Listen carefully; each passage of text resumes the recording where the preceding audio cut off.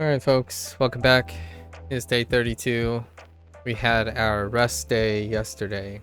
So today is a longer day in which we go through all the sets and see which ones we drop to include for the next 2 coming days, right? So let's see. Alright.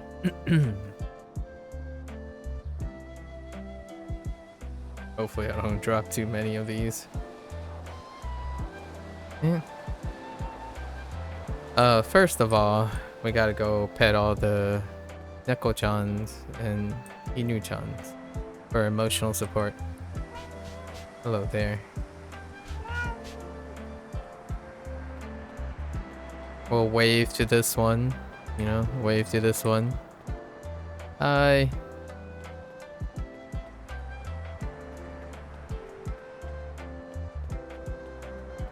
I really like this one, the calico. Although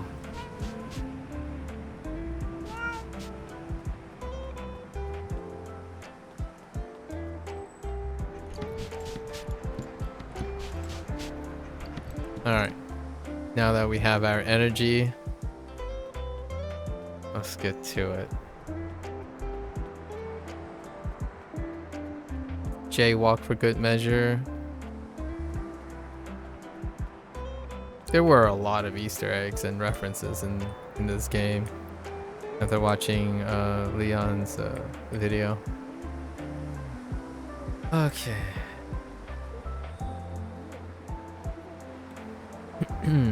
Alright, let's start. I think we're up to 7, right? 7 sets.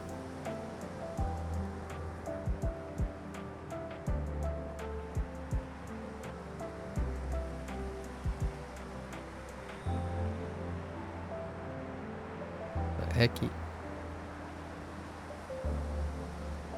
I'm gonna be a little bit loose just to save time.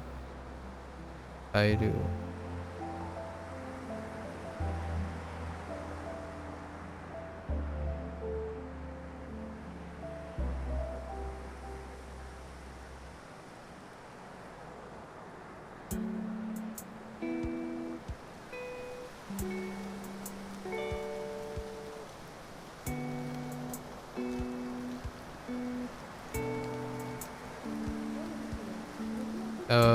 Nope.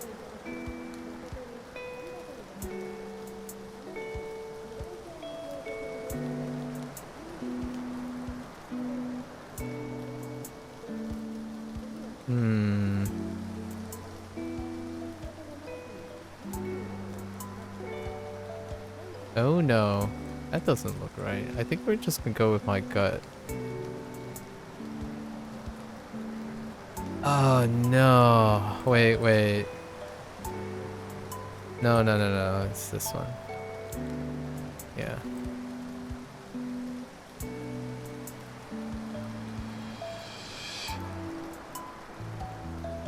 Konzatsu. Konzatsu. Okay.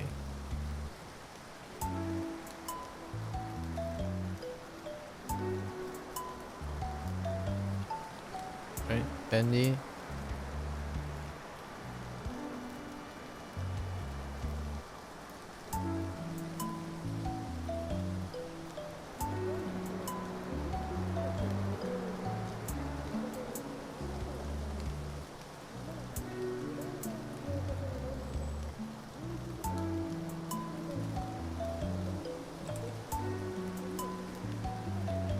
Got Eiga Posta.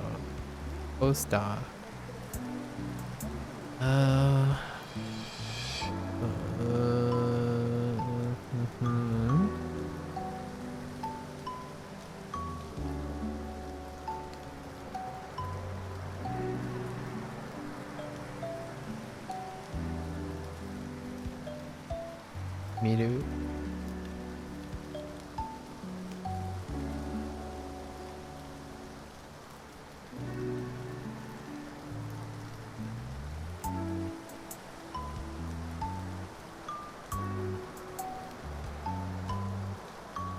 演じる。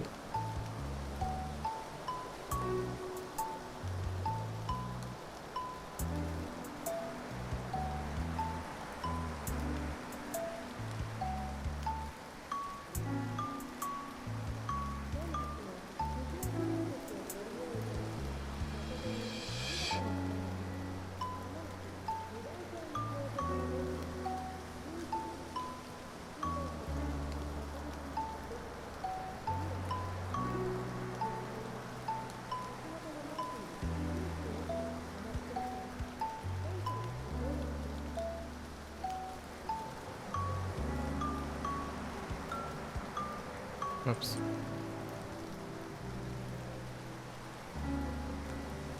Right. 感動的。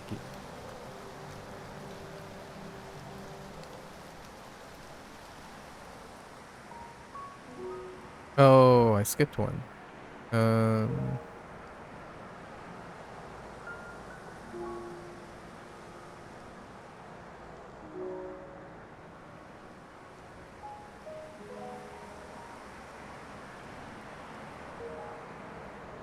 Bokoku.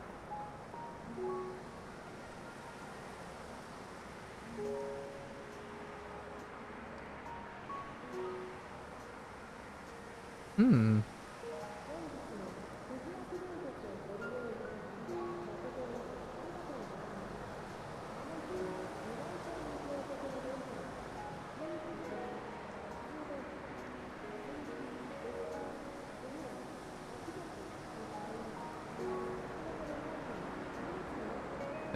Suru.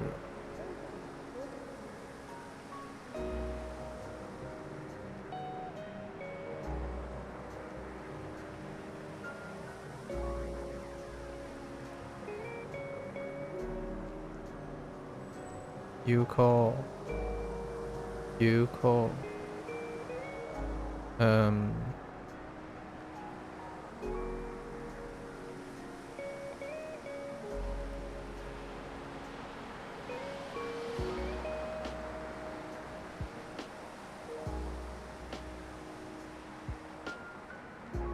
You'll start your Chinese study session. Just want to say hi. All right. Good luck. Good luck, Tali, with your Chinese session.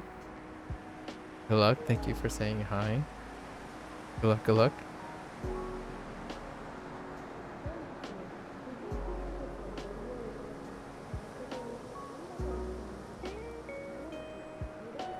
Okay. Mediocre techie. Mediocre techie.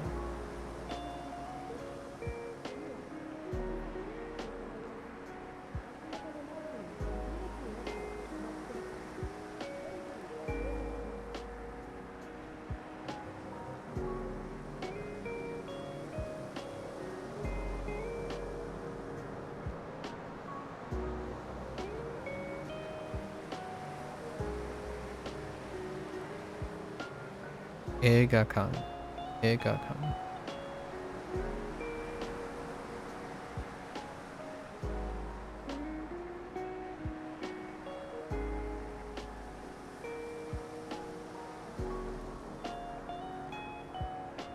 Miru?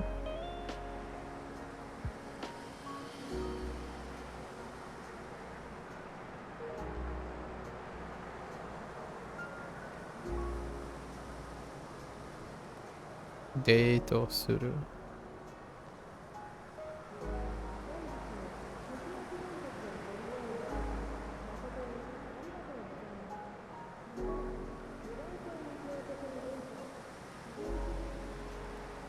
Akuryoku. Akuryoku.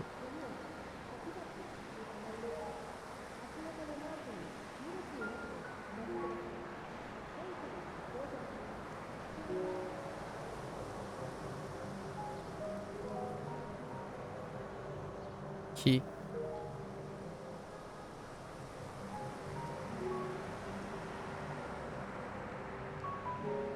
Hiru.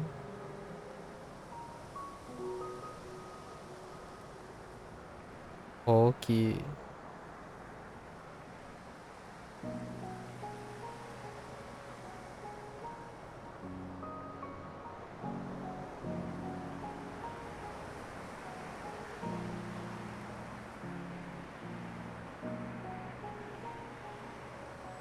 먹새.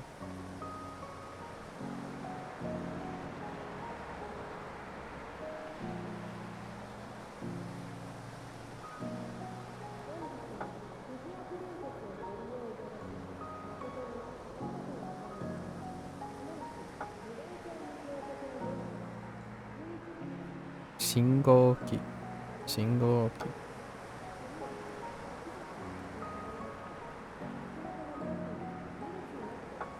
이쿠.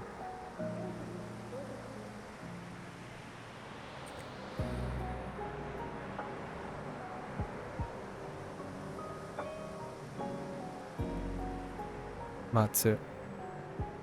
마츠.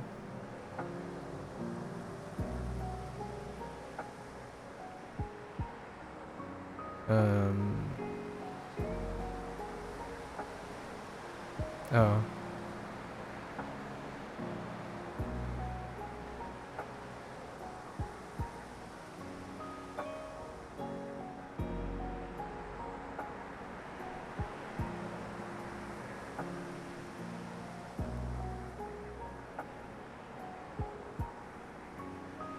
Jutai. Jutai.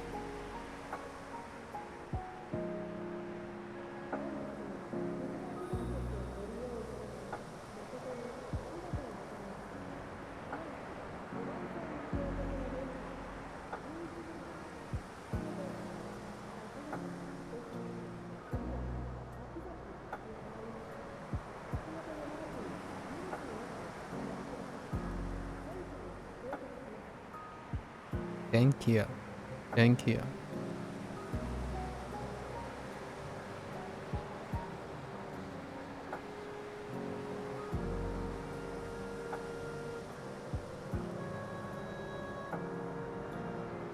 Atarashi.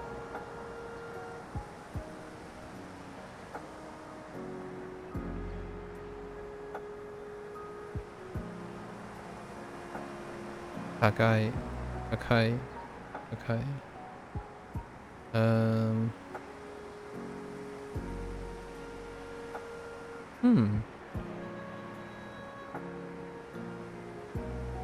Oh.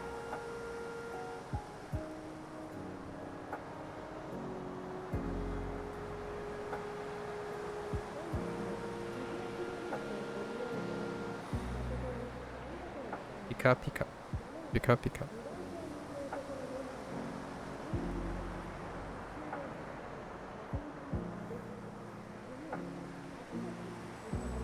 테레비.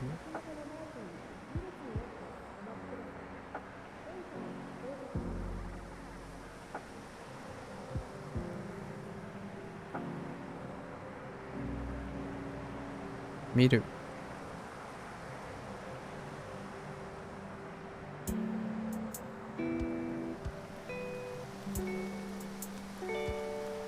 스케르.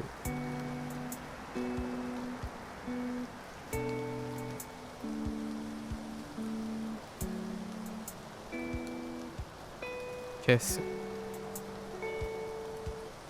Alright. That's one. Let's just double check everything, right? Just in case I don't drop anything. This is our time. Alright. Okay.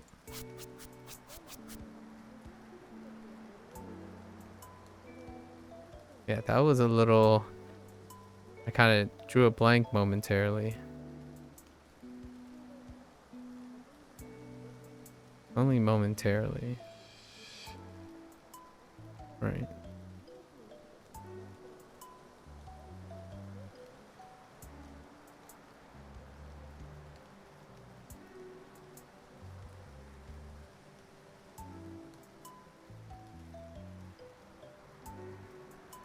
Alright.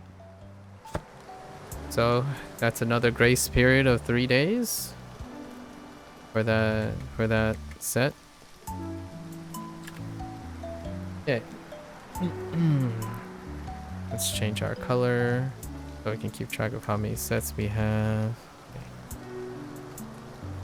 All right.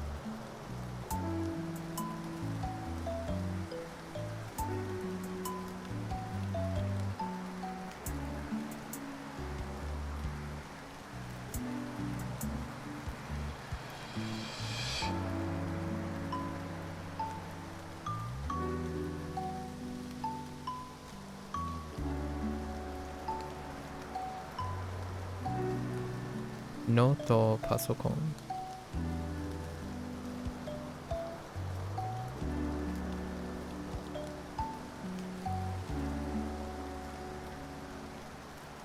使う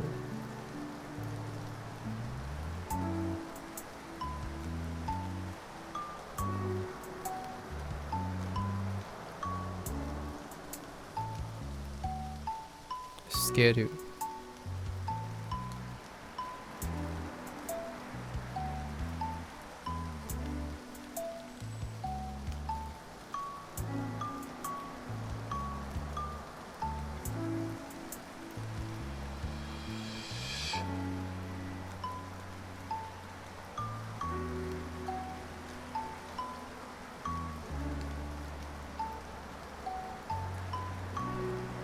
ダウンロードする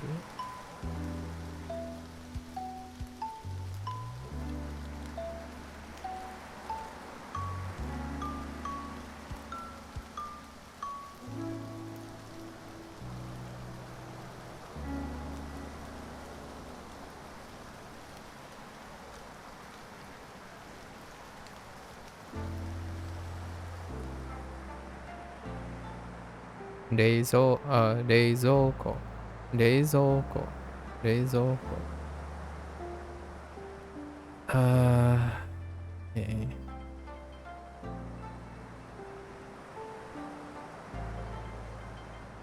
冷たい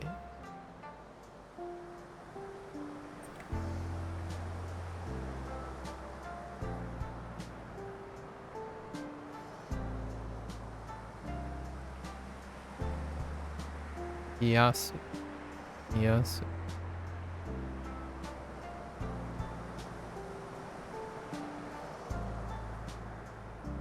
入れる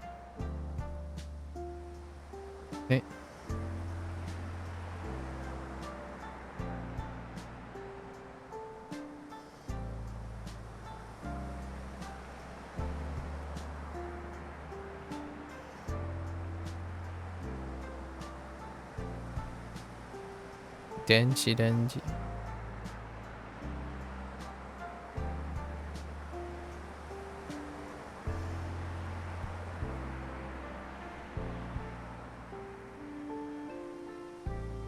温める温める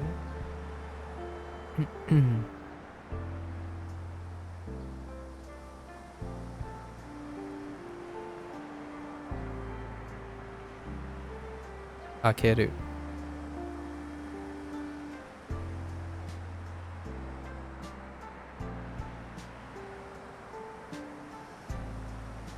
閉める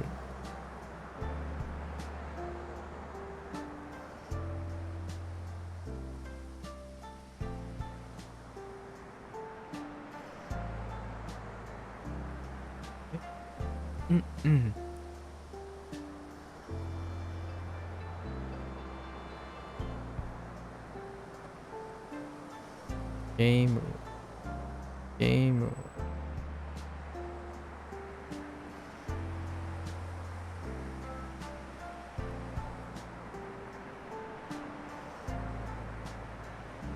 楽しい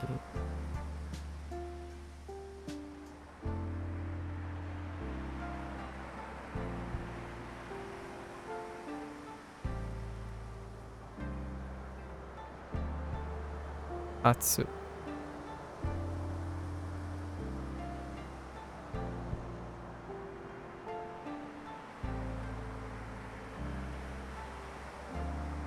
負ける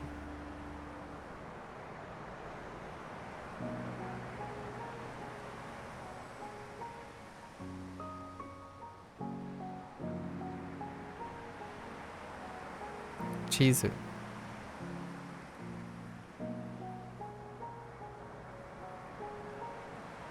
行く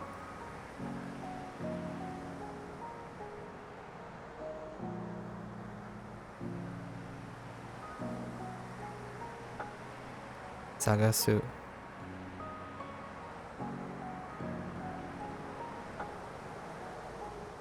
見る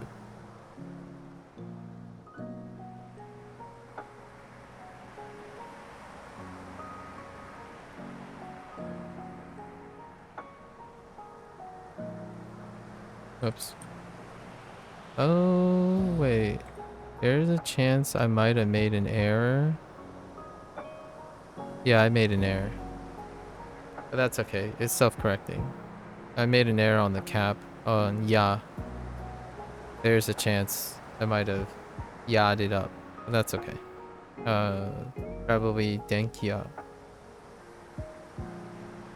It's okay.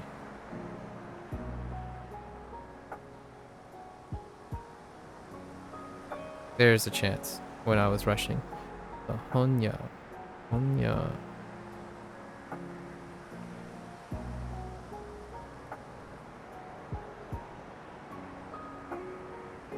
Ow.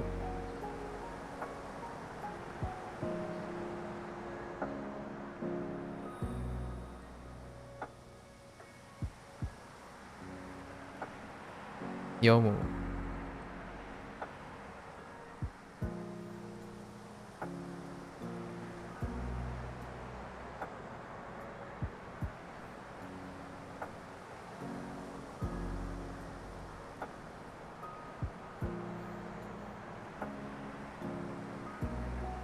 Shizuka.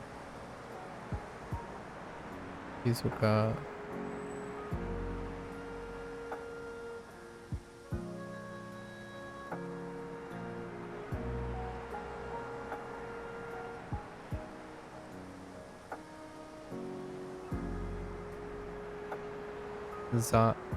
Zashi.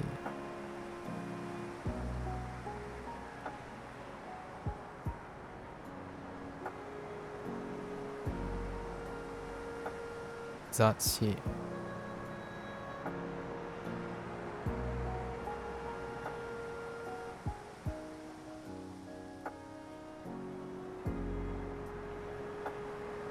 Yomu.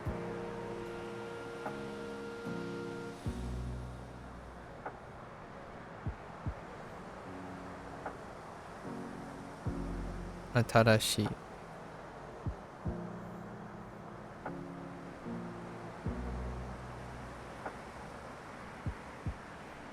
Omoshiroi.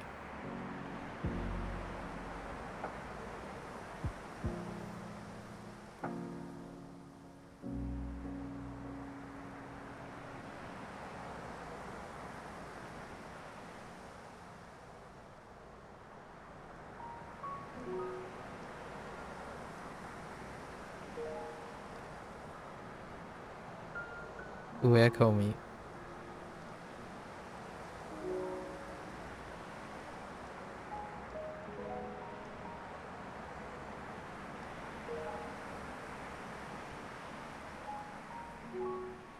Shizen.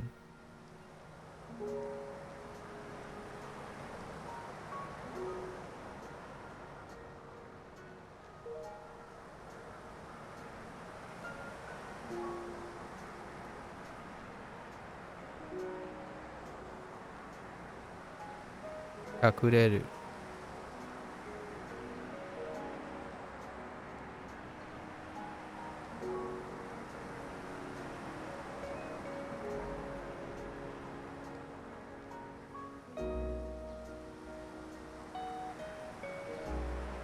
Ugh. Niwa. Niwa. Yeah. Niwa. Okay. I want to double check. Okay. Our second set. Okay. Show our vigilance here.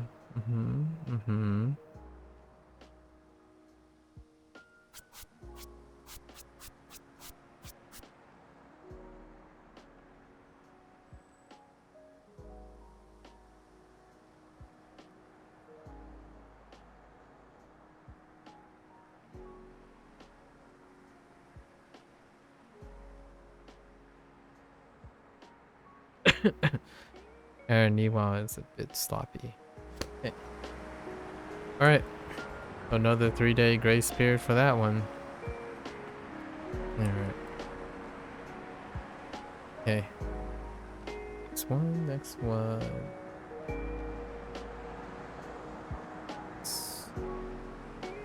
Pop up. Eh,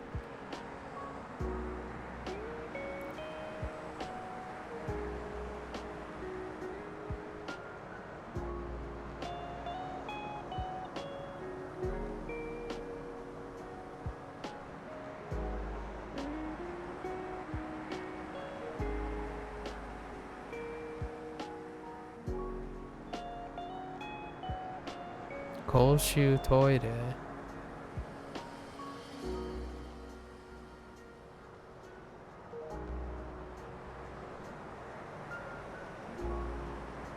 Bendy. Bendy. Iku.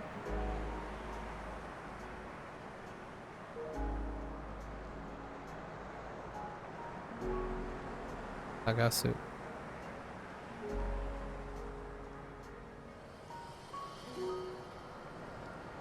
Hana.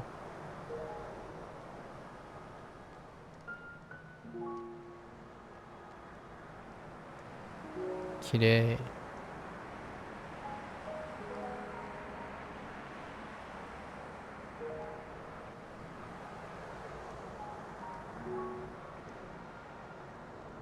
Mizu o yaru.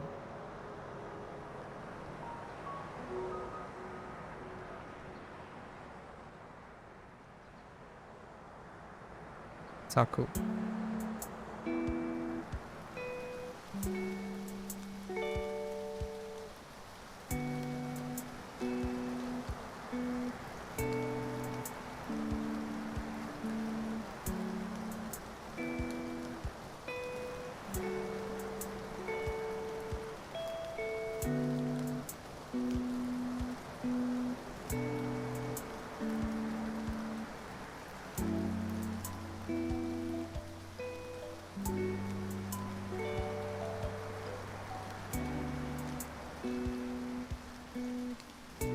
Jidou Hanbaiki.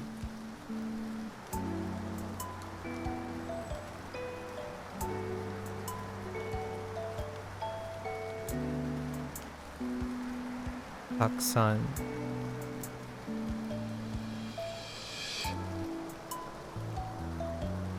Yasui.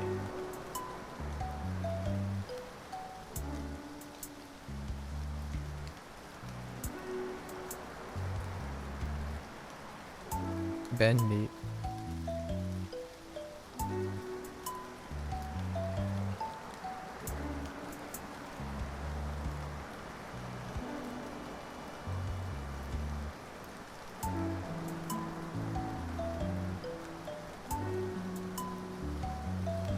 Nomimono.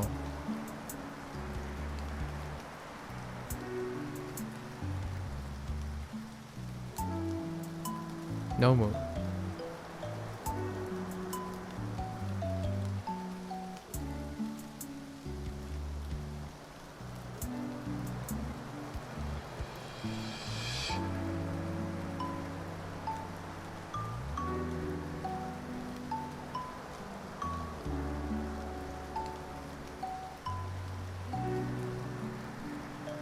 Sawayaka.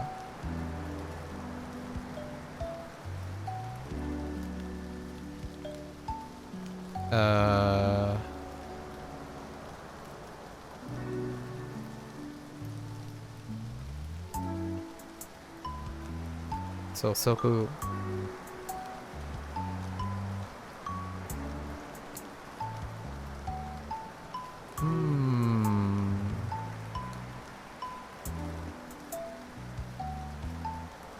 One might be a little suspicious. Okay.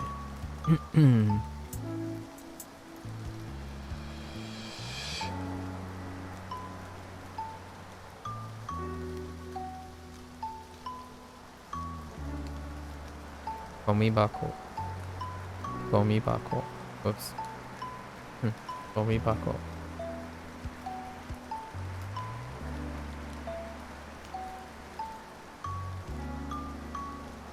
Kitanai.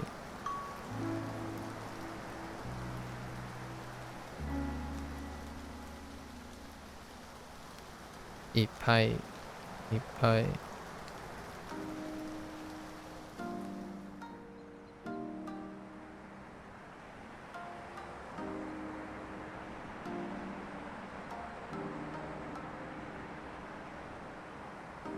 リサイクルする。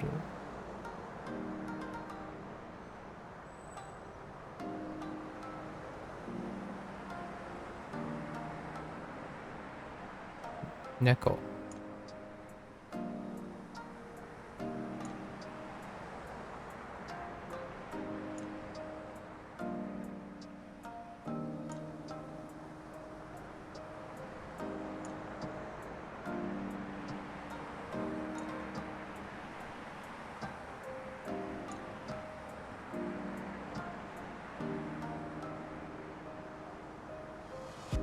ずる賢い。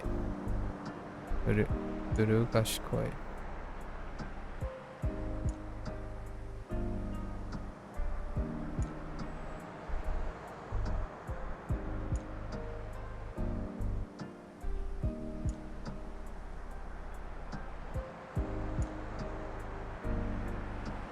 青。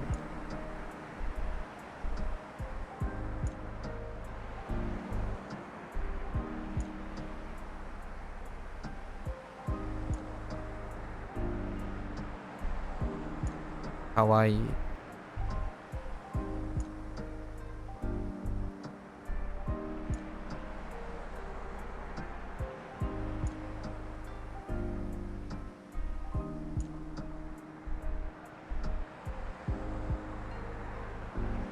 街灯。街灯。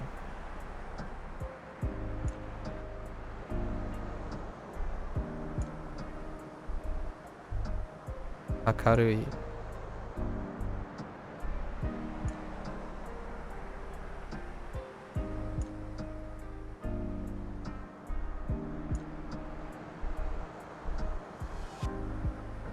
細い。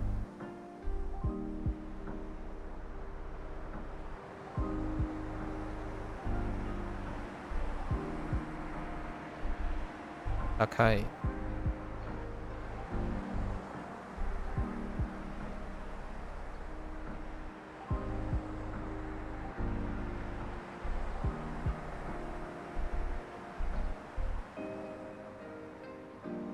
カラオケ。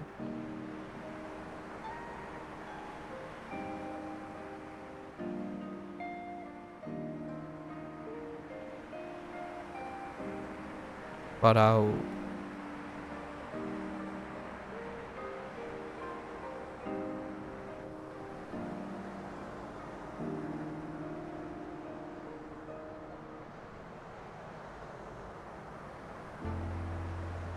嬉しい。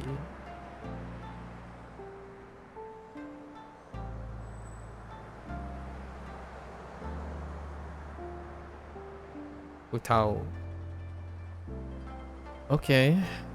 Let's double check this. I think I... Okay. Alright.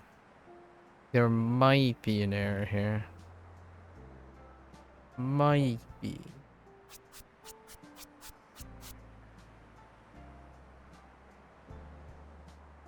I can tolerate one error. I don't think it has to be flawless. Okay, there's no error.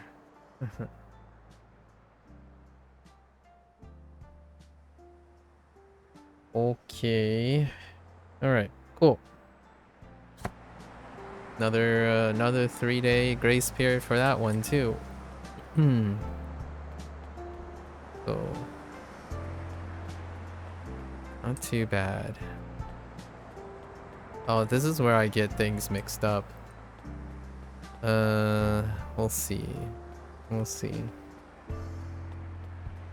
A lot of it is also being reinforced by Duolingo as well, because Duolingo is catching up a lot of the common stuff. All right. All right, next one. Next one.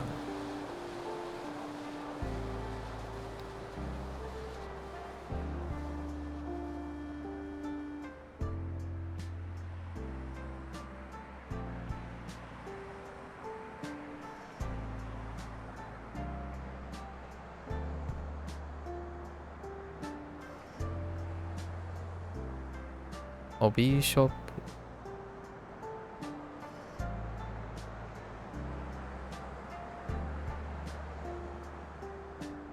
Oops.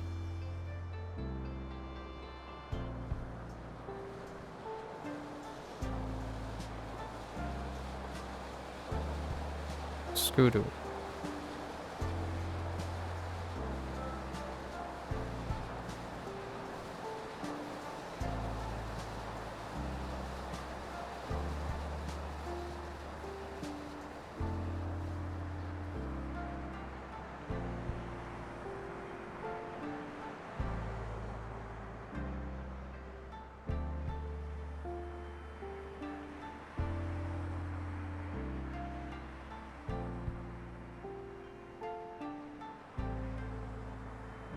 Umitateru. Umitateru.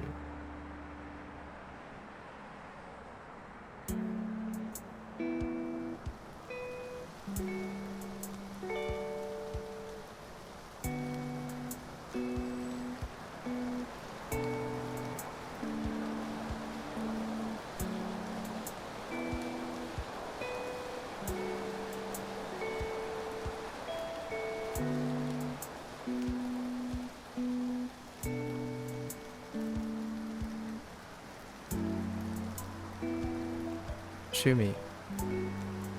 Shumi.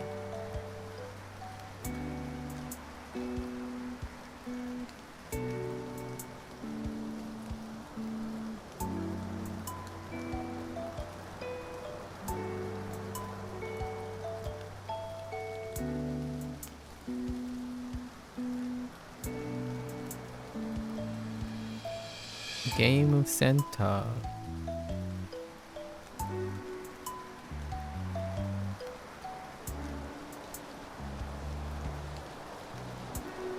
Urusai.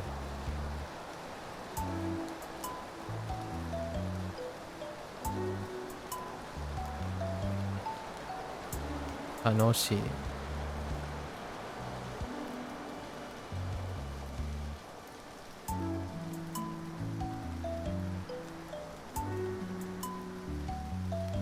Asobu.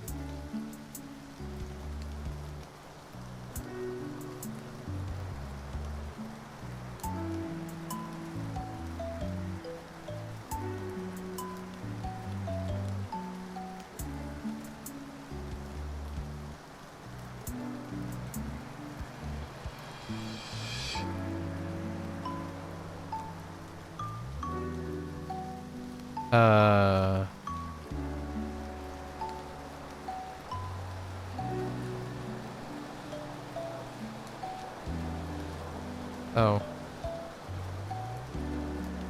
Spaced out. Jeez. It's a little concerned. Jitensha. Jitensha.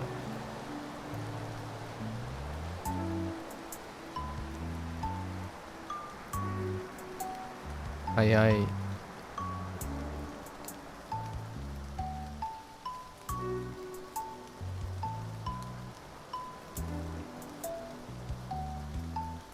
Osoi.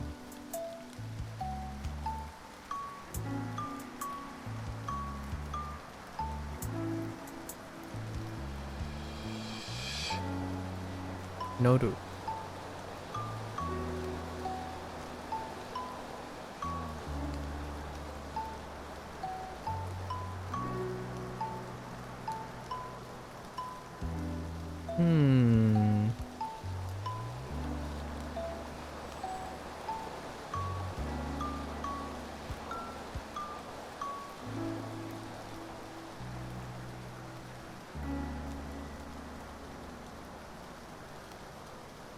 Camera.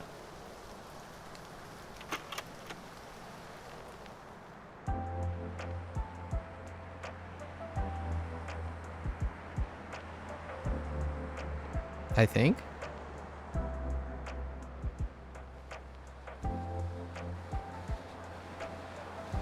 Toru.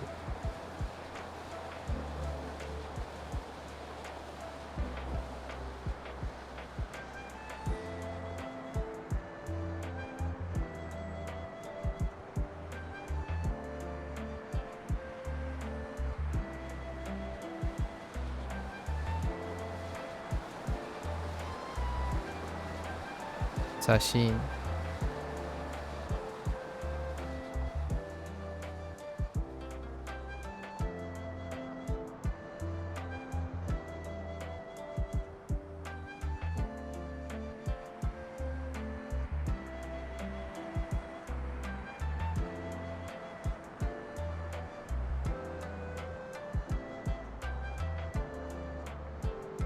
撮影する。撮影する。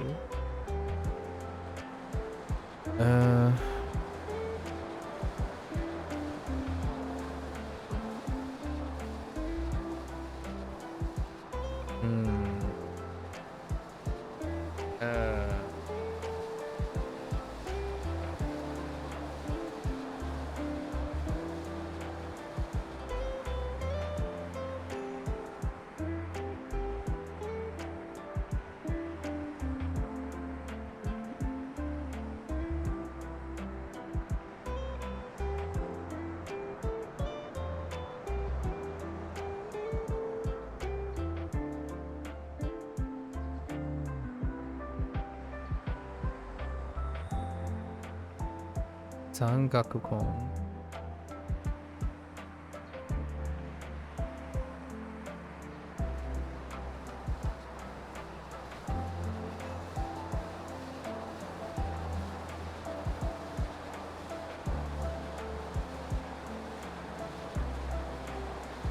音楽家。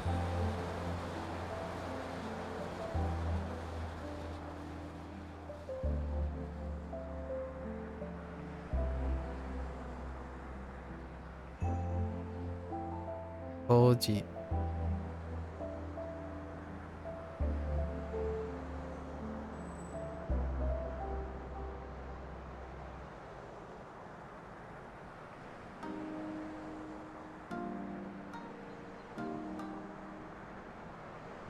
奥。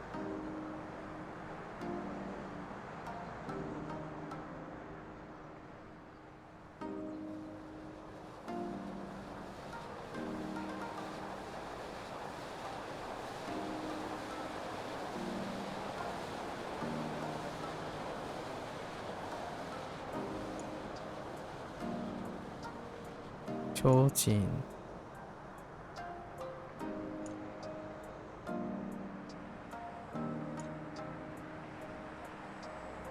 明るい。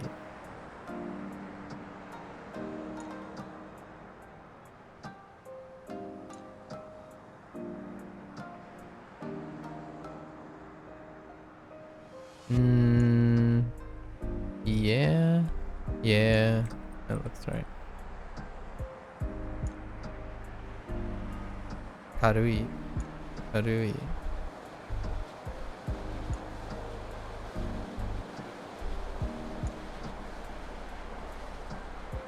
ゆらゆら。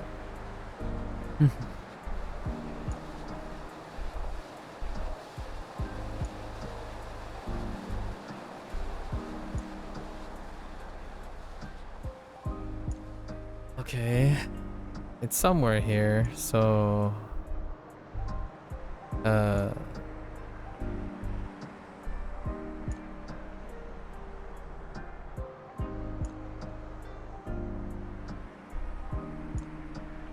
ボトルクレート。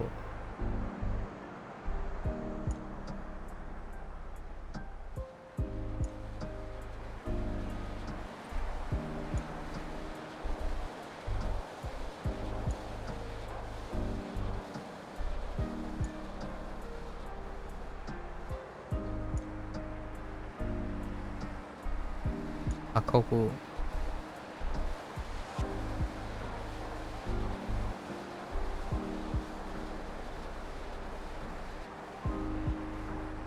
MAKU。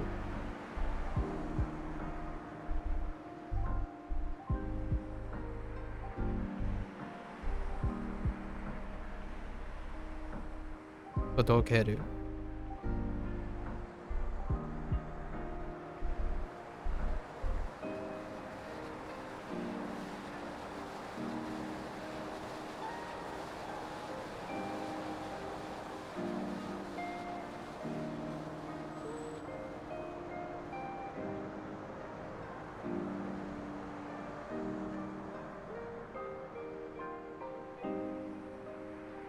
段ボール箱。Finally your day off? Congrats on making your day off. How are you spending it? Did cleaning, went shopping, slept now? I'm awake with coffee and that's everyone's problem. Oh, I'm glad to hear you got a day off, Blair. And got some stuff done. Danboru bako. Hmm.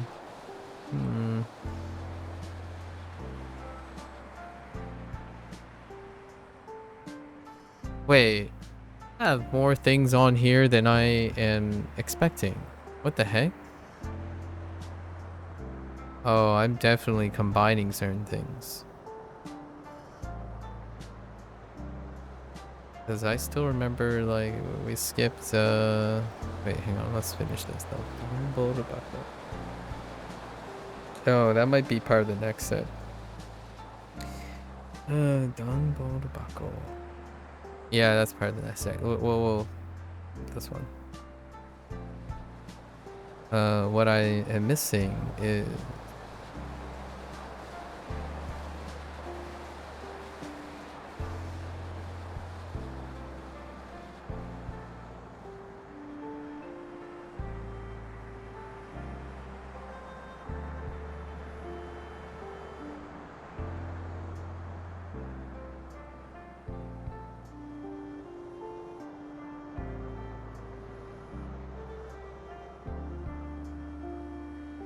Chitsukaiki. Chitsukaiki.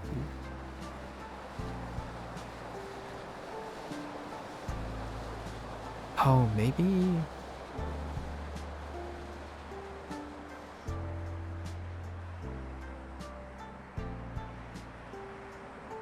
I'm definitely getting stuff mixed up. That's fine. Chitsukaiki. So...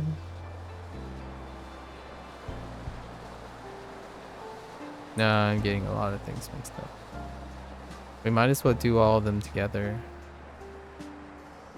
Not enough room, but we'll combine the sets.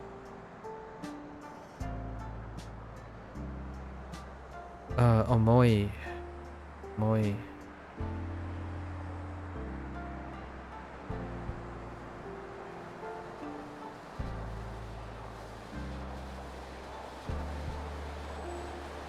Okay. Okay.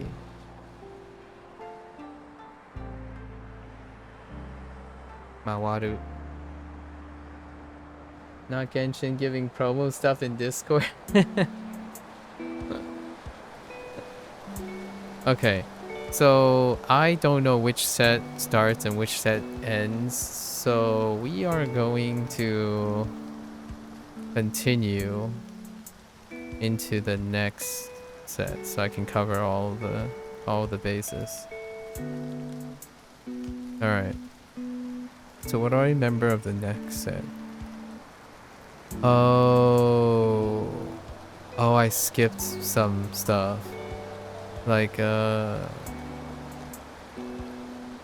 maybe not. Let's see.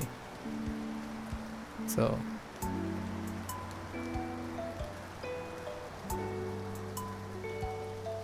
manhole.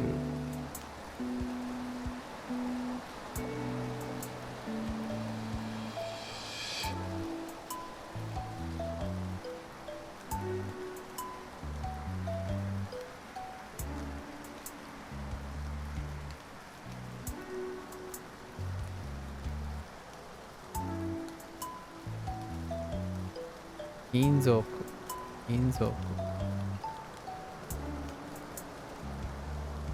Ana.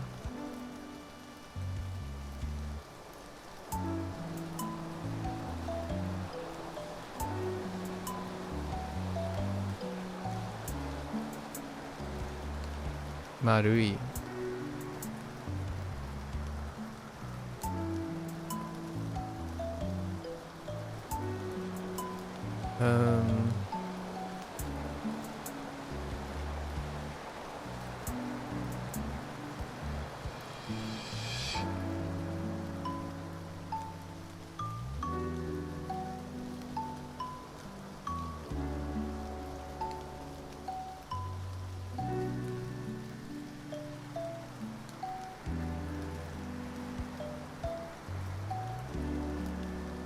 Izakaya.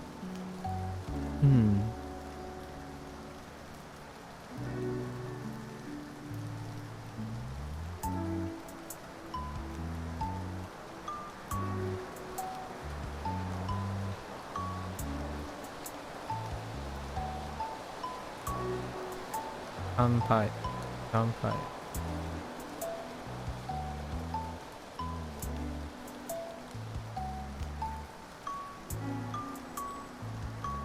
Nomu.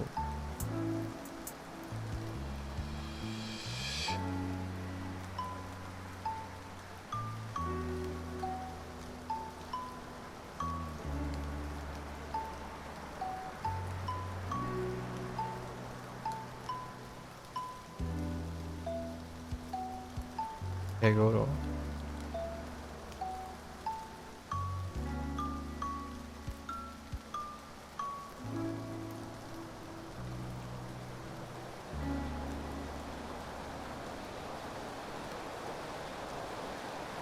Tabemono.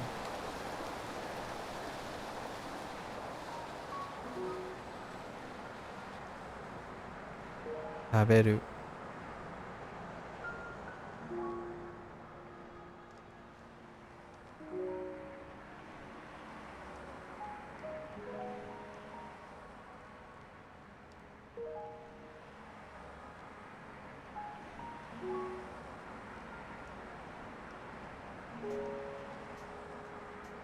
Oishii.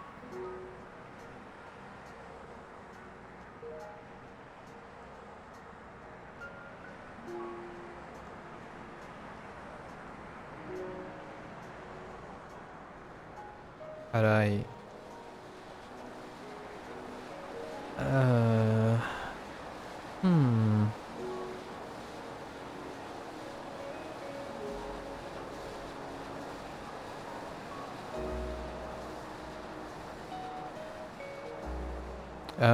Hmm.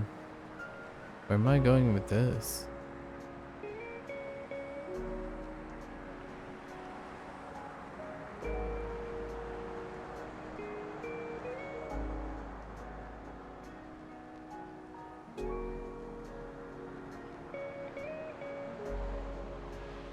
Right, everything's just getting jumbled up.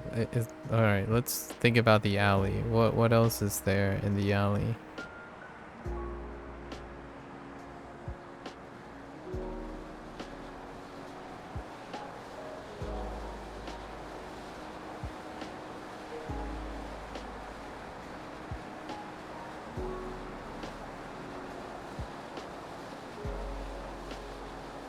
Samaho.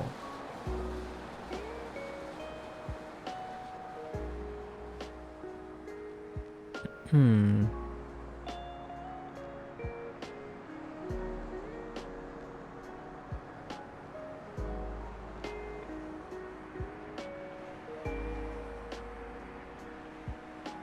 Kakeru.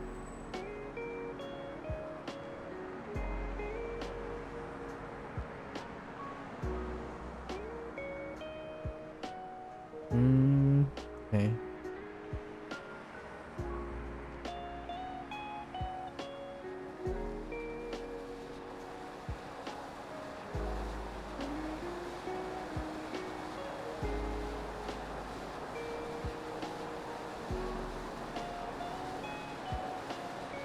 Judensu. No, Judensu. Judensu.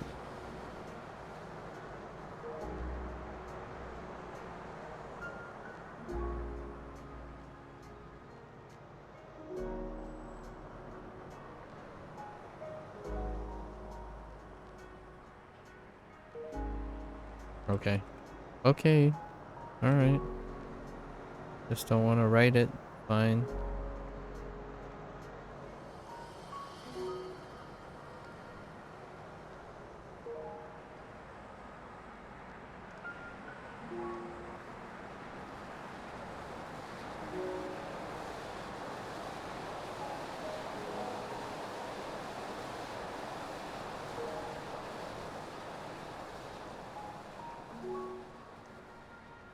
Wrong stroke.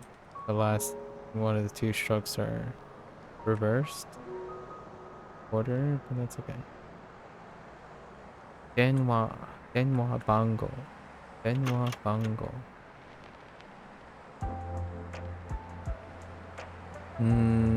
Okay. Now where were we going?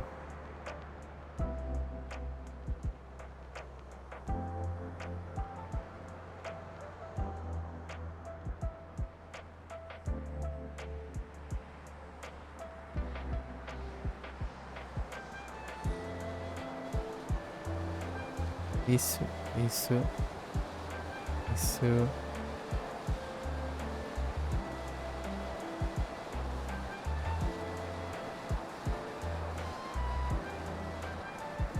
Suwaru.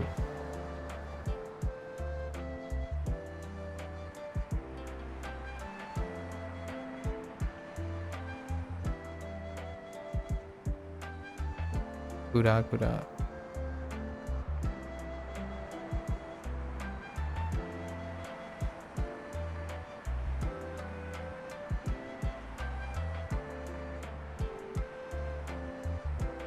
Kitty kitty.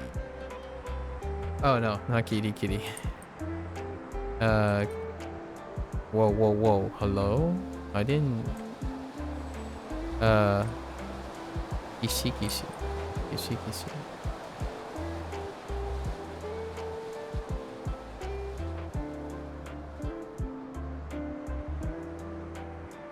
Alright.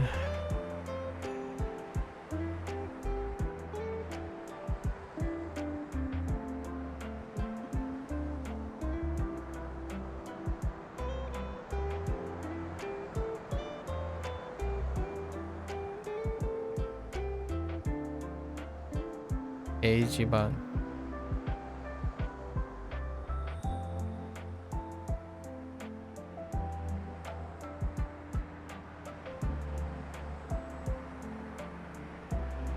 Yomo.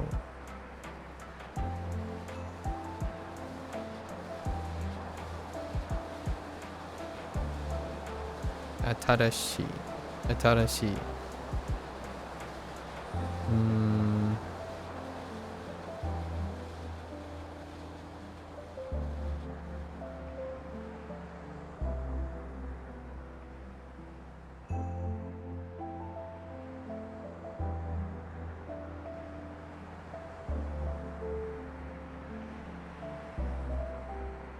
Kairu.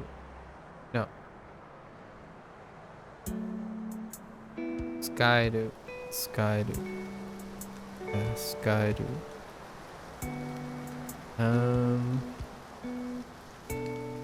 Now where are we going? I'm running out of things. Oh.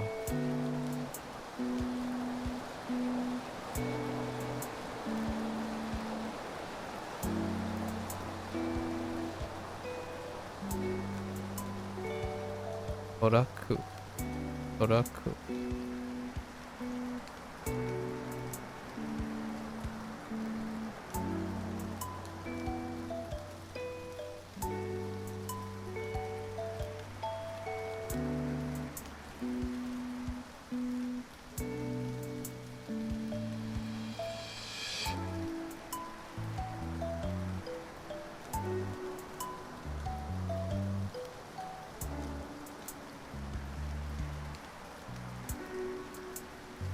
Untensuru.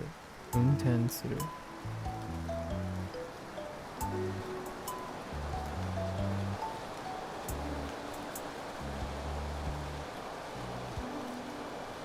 Okay.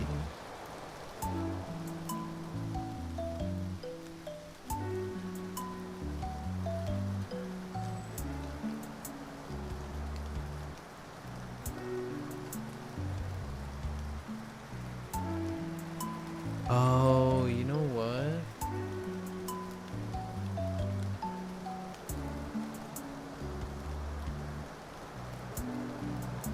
I'm exchanging Todokeru. Yeah, Todokeru for Oraku with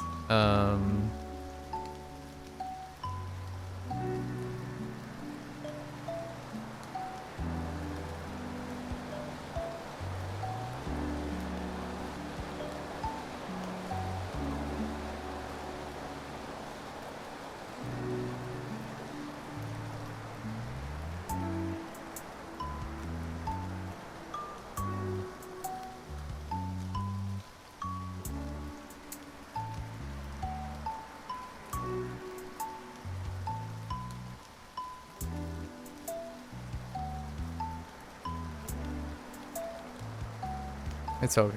I know which one this one. those two.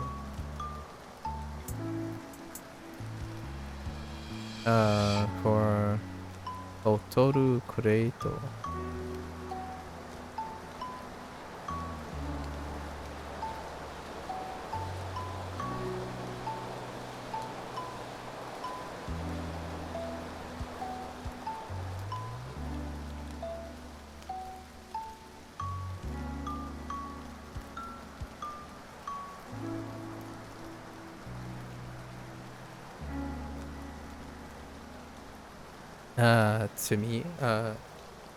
Tsumikaze Neru.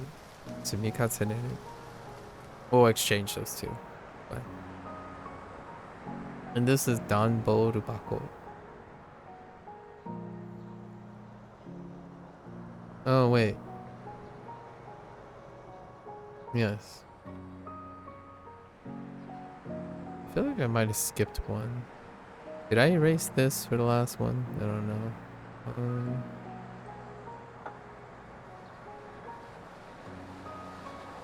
Oh.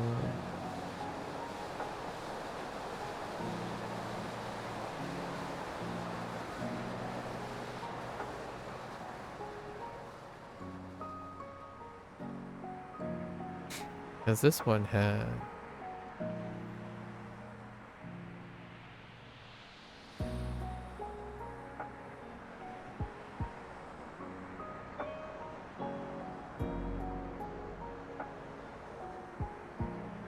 Shimeru. Sumeru. Sumeru. Sumeru. Sumeru. Nami Hakobu.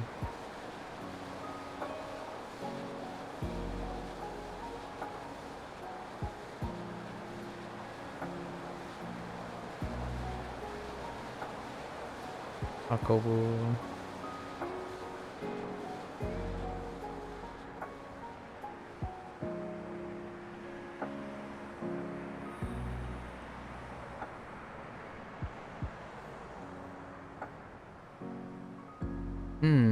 And Todokeru again? No. Akeru.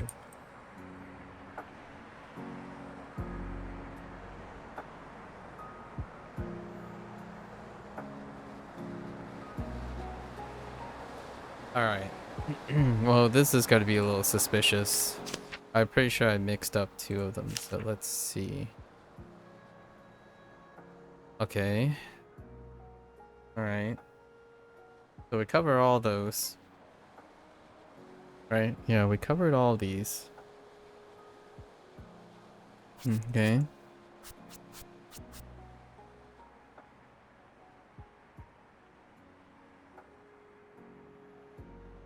Okay, we're fine.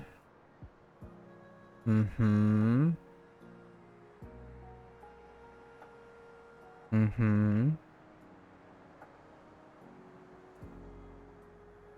Uh-huh. Those are fine too. Yeah, that's the one that I swapped, so we're fine with that too. Okay. And then Manhole, Izakaya. Okay. Alright. So we got all those. Still looking good. Yeah, so we swapped the Todokeru. Yep. Address that. Yep. Sumeru. Meru.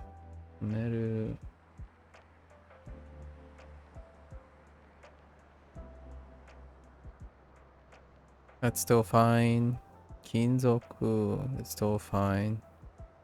It's usually a potential drop. It's fine. Fine. And we corrected for Suwaru. Okay. Gairu. Oh, I might have said Skairu. Gairu. That's fine though. Gairu. Tolerable. Tolerable. Okay. So 2 sets. 2 sets. We're gonna push those for another 3 days. Right? Alright. We're hitting our stride. We got 2 more sets left.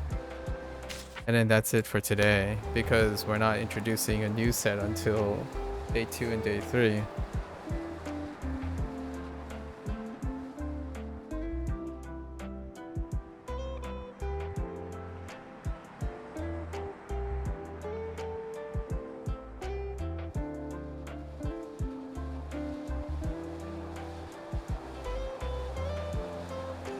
Alright. With any luck, it's largely just a set before.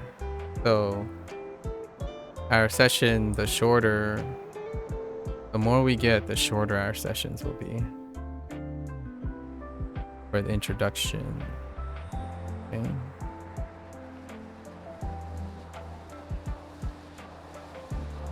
Alright. Oops. Alright. Okay.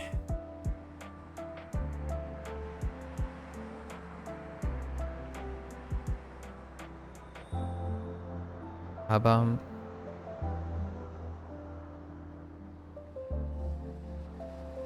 Hideru. Das.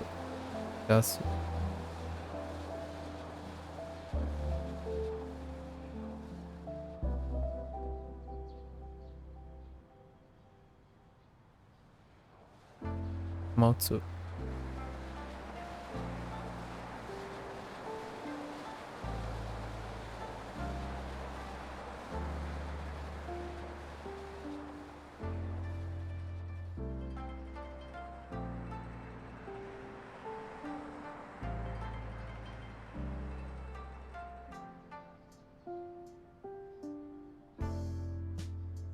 Nakugaki.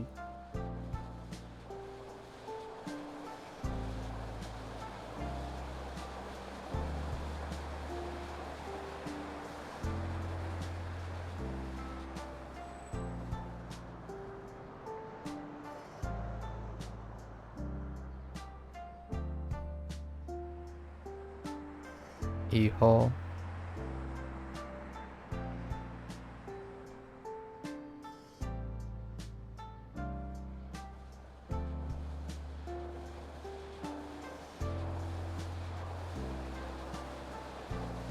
Kaku.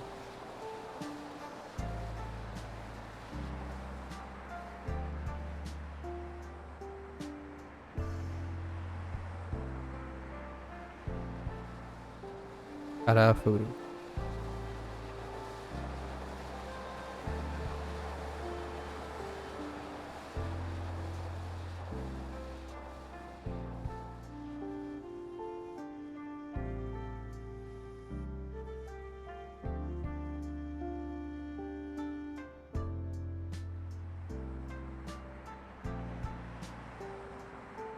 Kanban.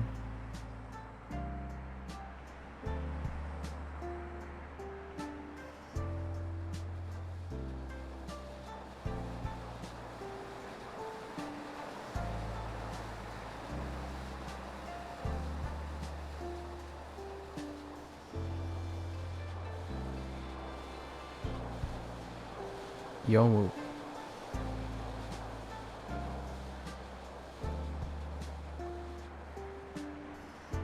Okay.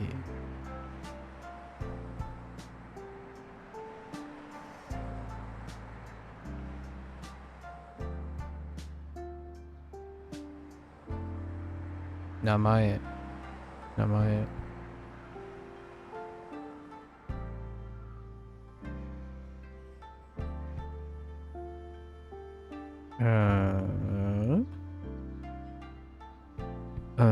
Okay.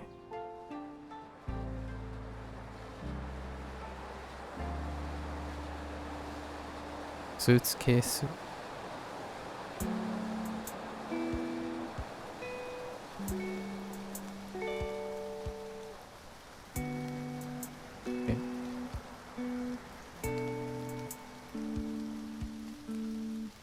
入れる。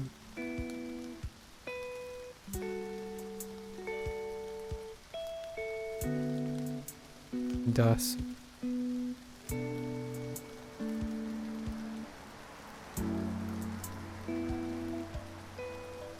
いっぱい。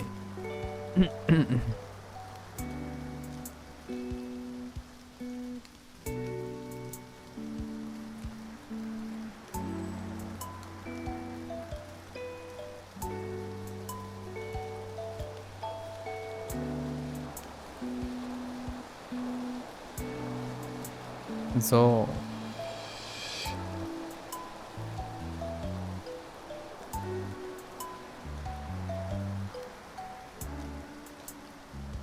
う。古い。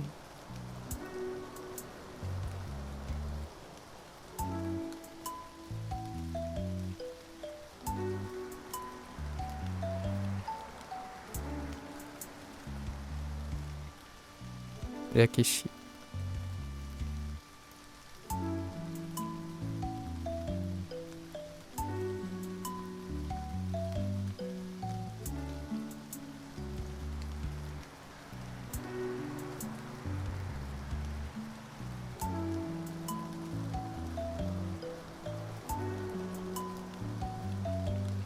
歴史的。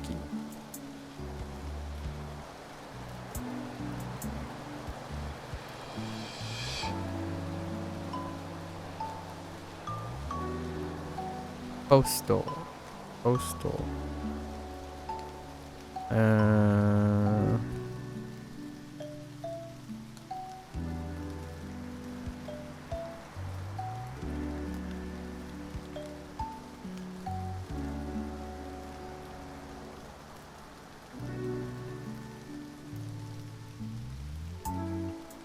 送る。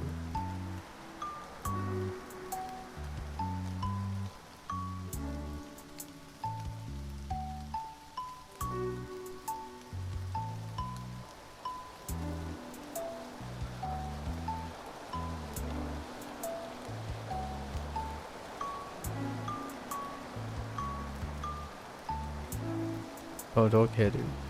届ける。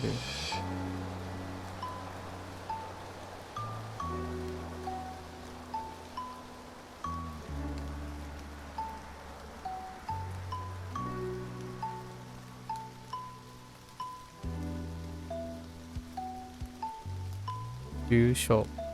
住所。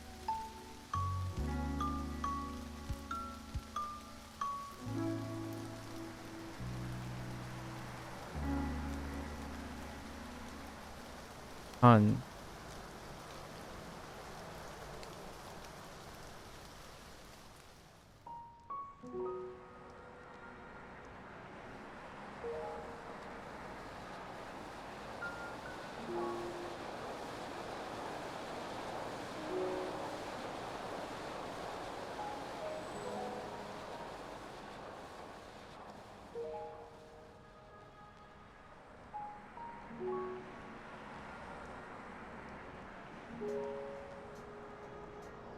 柔らかい。柔らかい。柔らかい。柔らかい。柔らかい。柔らかい。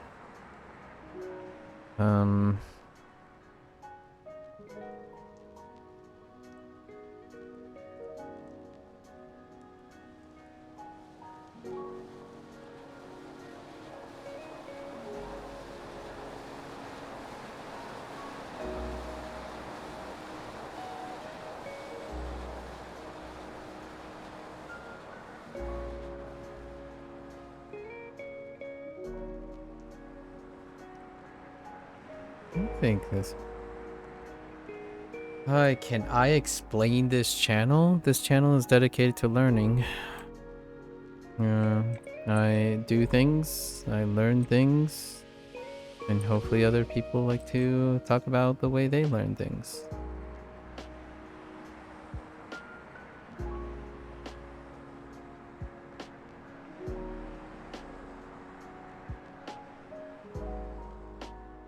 Yaku. Yaku.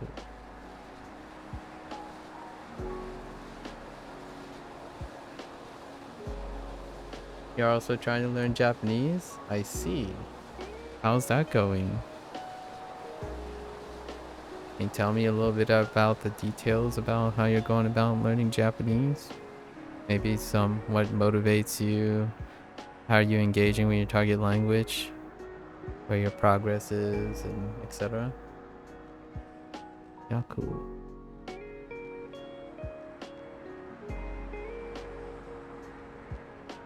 Oh.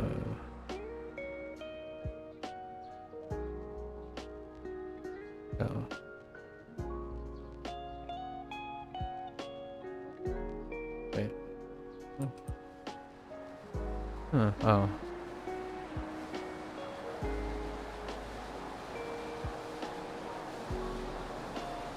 Scooter.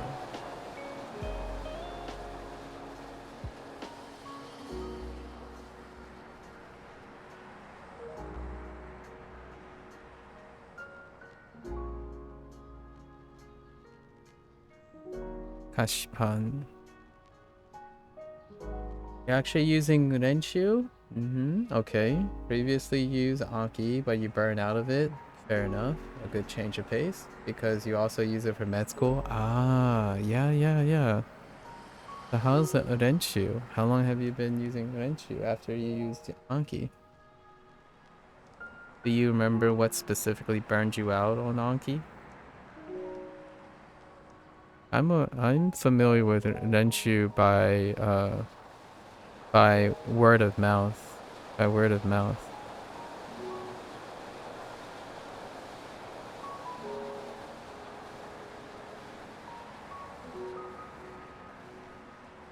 I might.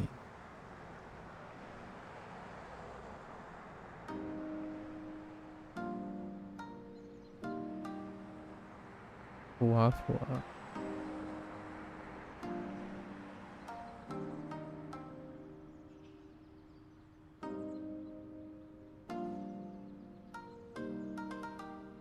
Kari kari. Kari kari. Alright, so let's check this set.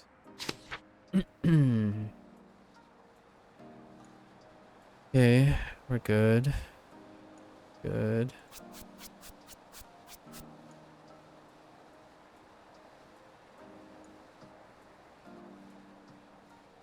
Alright.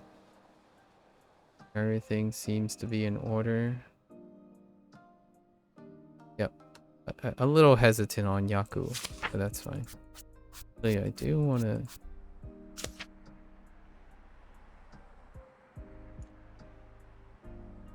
Yeah, we're good.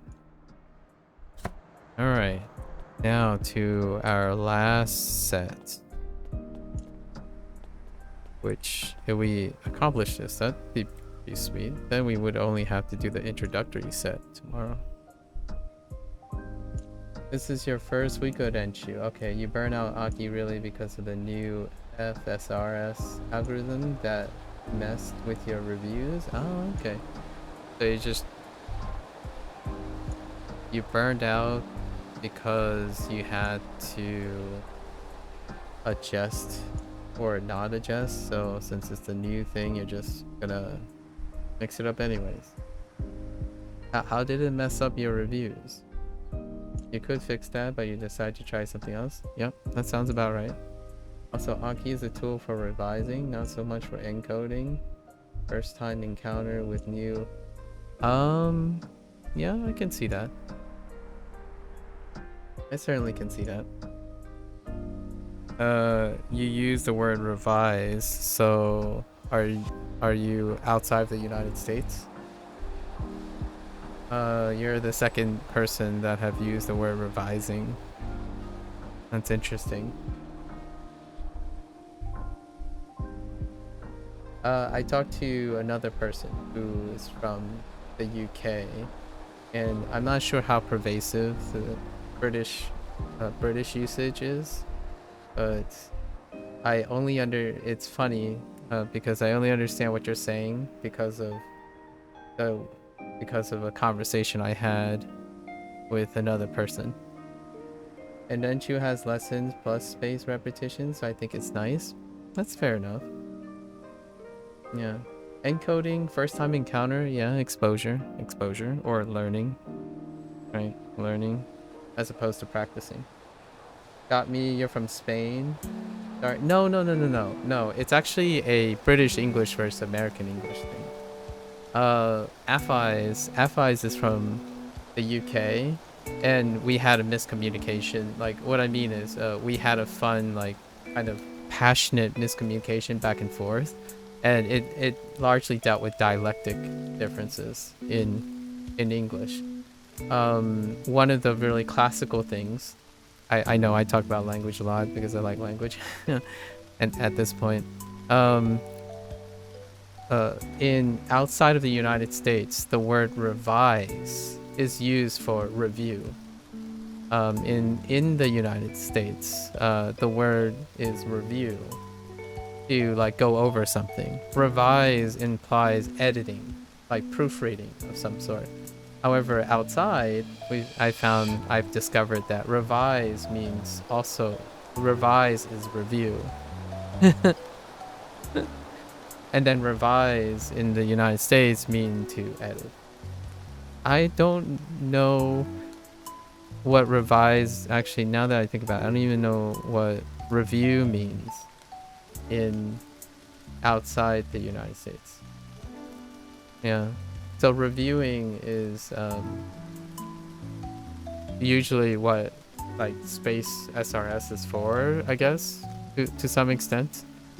SRS, it does provide exposure though. So I can definitely see how Anki is a tool for revising as opposed to encoding.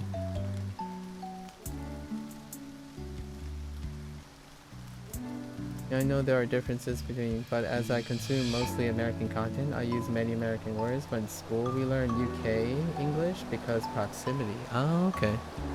Yeah. So when you when you use the word revise, right, it would imply that you are doing encoding and learning as opposed to practicing. When you're reviewing things you already know. So that's, but the only reason I brought it up was because this discussion happened before, when someone was saying they were revising old exams or past exams. Yeah, when they were revising past exams, I was like, I'm a little under, it was my bad because I didn't really know. I'm like, why do you revise old exams?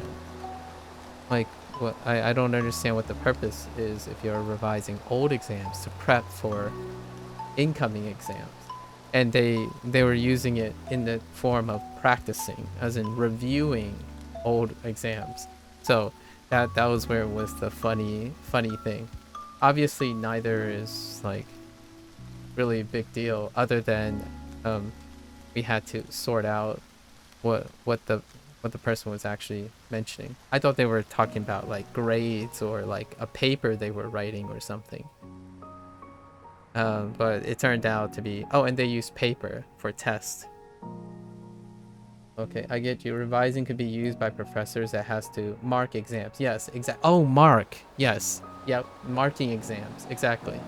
So like if you're marking something or you're editing something, you're revising it. Yeah. That's exactly it.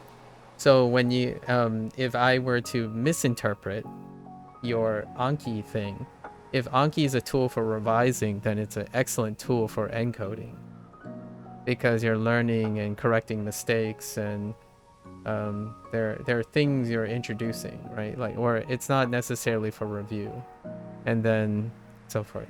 But I'm glad you're liking Renshu. I heard about Renshu as a topic relevant to Bushu, and Bushu and Duolingo and whatnot. So, like, they all get lumped in together in the form of preferences, like with lesson plans and stuff. Yeah, Anki is a platform, right? Anki is a interface platform for it's very flexible and customizable. Largely, I see Anki as more of a platform, as a port, and with a, I guess, a robust SRS, like FSRS, for those who do not want to plan out their SRS, right? For myself, like for now, what I'm doing with Shashingo, I planned out the SRS myself, using my output as a read. So I'm manually doing all the stuff myself. With medicine material, I encode the information with other methods and then create flashcards in order to review and not forget. Yeah, that sounds like us. Yeah, that sounds like a way to go and very transcribable to language learning. For my thing, it involves a mix of input and output. That's where Anki shines. I can see that. I personally have not used Anki, so I largely have no commentary or empathy, like any experience or anecdotal information for Anki. My desired approach usually is a mix of input and output, and I think Anki lacks output monitorization, like a forcible recall session, but you can implement it on outside of it. Like right now, this is a game called Shashingo. It introduces various vocabulary through photography and the act of photography. However, right now, I'm no longer like doing that part of the game where you get the exposure. Now I'm using recall to output and then check for and double check for the quote unquote the revising, basically the revising part. So Shashinko only serves as revising for my recall through output. So Anki doesn't do that, in my opinion. Actually, most of the SRS or FSRS skip the final step, which is to actively recall without the aid of the tool. And that active recall is not the same as making flashcards and reminding yourself. That's more input practice. You also use Duolingo for Japanese when I know zero. It was nice for intuitive learning, but at some point I felt like I was wasting your time. You were wasting your time or growing very slow. Okay, that's fair. You didn't know about Shashingo? Shashingo was a game that was released in April. And it's a casual game. It's not curriculum based or anything. It's contextual based. So whatever fits in the scope of this miniature fictional city, you get exposure. So it's a way to do the original encoding, right? Where you're largely being exposed and then inherently encoding. And then the rest, it does have like a fine feature and like some rating system and whatnot that is kind of a skeleton of an SRS, right? However, my final output and my medium for measure is writing.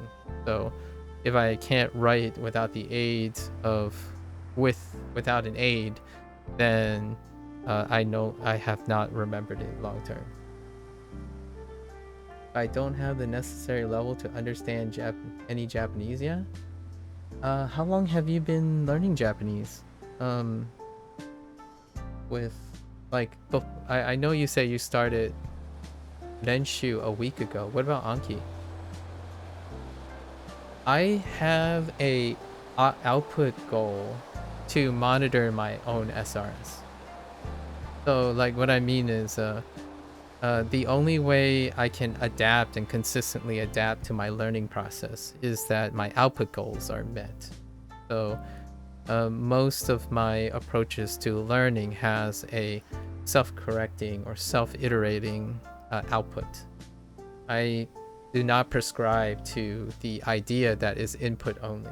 And a lot of times language learning, one of the trust me bro kind of approach is that you consume as much input and then continue to consume as much input in the various ways you can, which does work, mind you, doesn't mind work you. However, a skill set that I'm working on does not involve necessarily hyper focusing on becoming fluent as efficiently as you can on learning the context, like the semantics. My primary focus is learning how to adjust and get like see how to adjust the learning process. So more like thinking about the SRS part, not the Japanese part, or the so like the psychology behind how to keep someone consistent and engaged in the act of acquiring new knowledge.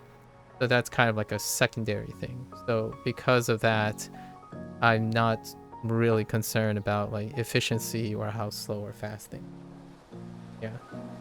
Like as long as I'm able, yeah, it's actually my primary goal for my stream. So when you ask like please explain this channel, that is the primary goal. I think regardless, for me personally, if you have the time and the resources, maintaining consistency through like psychological creativity and like different approaches and being able to self-correct yourself because you're self-studying, right? Lots of things on the digital age is either a parasocial relationship or self-study.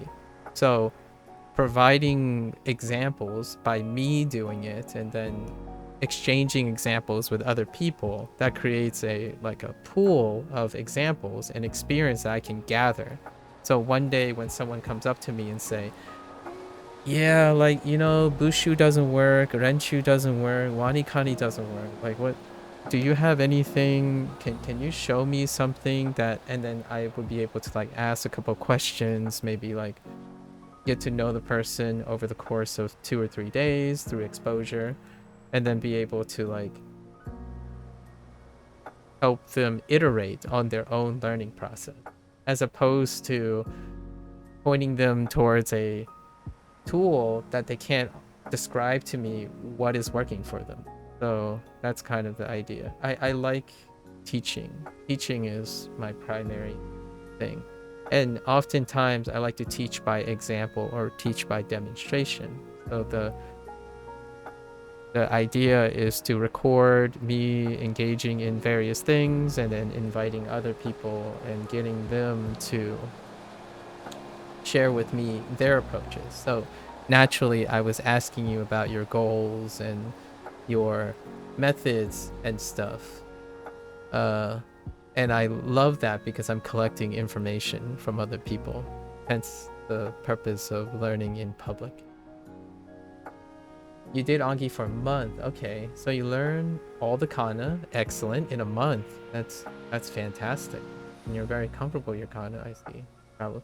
In 100 kanji, you certainly strike me as a med student when it comes to acquiring rote memory stuff. That's pretty excellent. Yeah, I understand you, but for you it's more like a pedagogic learning, right? Yeah, more or less. Like, I'm here to collect contemporary experience. So through like actually having experience, as opposed to like constantly sitting around theorizing and conceptual wise, I start somewhere and then I collect the information so that I can like accrue more experience. So I know a bit about comprehensible inputs, the like very cursorily. I'm not saying like I'm an expert or anything. I took whatever cursory knowledge that most people will probably be exposed to, right? I'm engaging in the actual experience. Like when someone says, where do I start to learn a secondary language? I did that. I went through the steps. Like, okay, it seems like comprehensible input is quite popular. SRS is quite popular.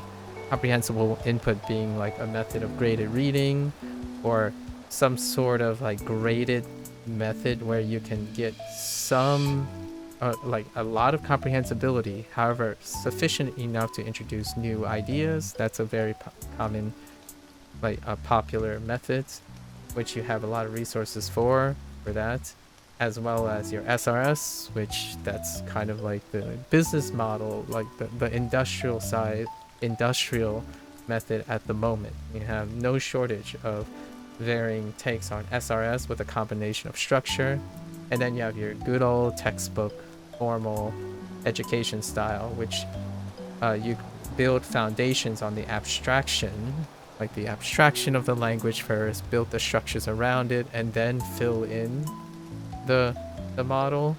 So more like a translational approach, perhaps like the good old translational approach, right? Things like that. And I've learned all this through the act of language learning. I haven't applied any of these methods or anything. My background's in science, so I'm a postdoctorate in biology, and or formally postdoctorate in biology. Are you currently a medical resident? Since you said med school, are you still in med school? Are you in residency, perhaps? I did not go to med school, so I hope it's worth saying that that's a very, very admirable and impressive career choice. Biology is your favorite subject? I don't know a lot about current biology anymore, so my biology rests with like whatever was in vogue 5 years ago, 5+ years ago. You're in the 3rd year of med school? Well, congrats. Way to stick it with med school. Yeah, I don't think the field changed too much, but it probably changed pretty rapidly. I'm conservatively, if I'm already 5 or 6 years out of science, I wouldn't consider myself a very reliable source. Maybe some fundamentals and stuff. I had to focus on molecular biology. Molecular biology and specifically virology was my focus. Here in Spain, we have 6 years of med school. I see. Does that include residency, where you like get matched with a hospital? Like, do you have on-job experience and shadowing within those 6 years? Molecular, people usually hate it. Really? What's so hated about molecular biology? Interesting. I like molecular biology because the world is too complex at the macro level. It's already too complex at the molecular level, let alone start thinking. I like psychology too, so there is some behavioral macro like studies that I like to do. Like learning process is a macro. It's a macro process. But when you think about molecular stuff, there's some elegance to, knowing your local concentrations and your quantitative, at least some quantitative biology and like chemical, you can integrate a bunch of chemistry, biochemistry. There's something really elegant about having a very controlled system to work with. Meanwhile, when you step back and look at the bigger ones, like med school, for example, the human organism as a whole is almost unfathomably complex to someone who has a background in molecular biology. It would take years just to explain a singular process that's happening in your body. I have some kind of practical experience because I was a paramedic. Oh, you were a paramedic? Oh, interesting. Ah, an emergency. Okay. Yeah, técnico en emergencias sanitarias. I have yet to see emergency written. My Spanish is pretty rusty, but we're gonna get to Spanish at some point again. I did take Spanish was my second. It was actually my second language after English, but it's been quite some time. Now I just got like gamer speak, and not Spain. I'm from the United States, so Latina, Hispanic Spanish. The reason why I know is because every time I want to listen to like some content from Spain, it's nonsensical. It's very hard for me to understand. Yeah, we can't learn everything in med school. It's impossible. Yeah, well, you know, as a scholar, right? Conservatively, we can't learn everything about anything. We can't learn everything about anything because of the human condition, right? Uh, to a person with a limit, to an organism with a limited lifespan, knowledge is relatively infinite. Spanish grammar is a bit difficult. I think it's okay. I think it's okay. A little thing about me, I don't usually concern myself with rather the relative difficulty. Just if things are dull, then they are difficult. If things are exciting, then they are not. Yeah, verb conjugations. Yeah, the conjugation system. Making more fish water, Blair. What the heck is fish water? Just had some deep bass thunder rollover. Deep bass thunder rollover. If it rains, oh, deep bass. Deep bass. I totally understand. Deep bass thunder. Okay. And it's rain. I'm gonna go to sleep. So you're gonna go to sleep good tonight. Speaking of demo, Duo does accept though. I like this. Yeah. I'm glad bass got you. all your homies hate molecular biology Sub-Zero? Come on.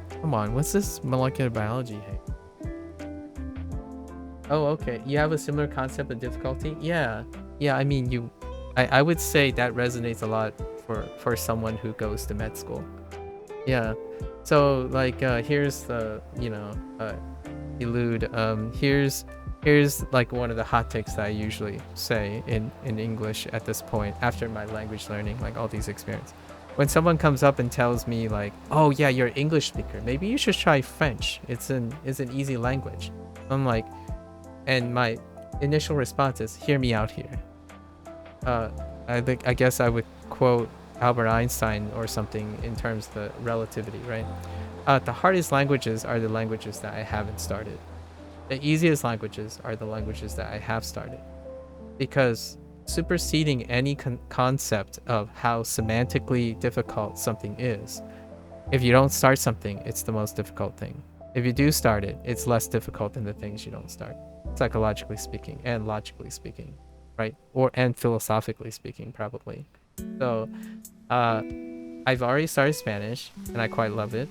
I love the conjugation system, by the way. Its complexities is what makes it an incredibly enthralling language to learn, in contrast to like the Japanese conjugation system, which is it's a different take. And then if you want a system where there's like very light conjugation, Chinese, which is a step away from Japanese. Yeah. And then English is a little bit of everything, so we're not going to talk about it.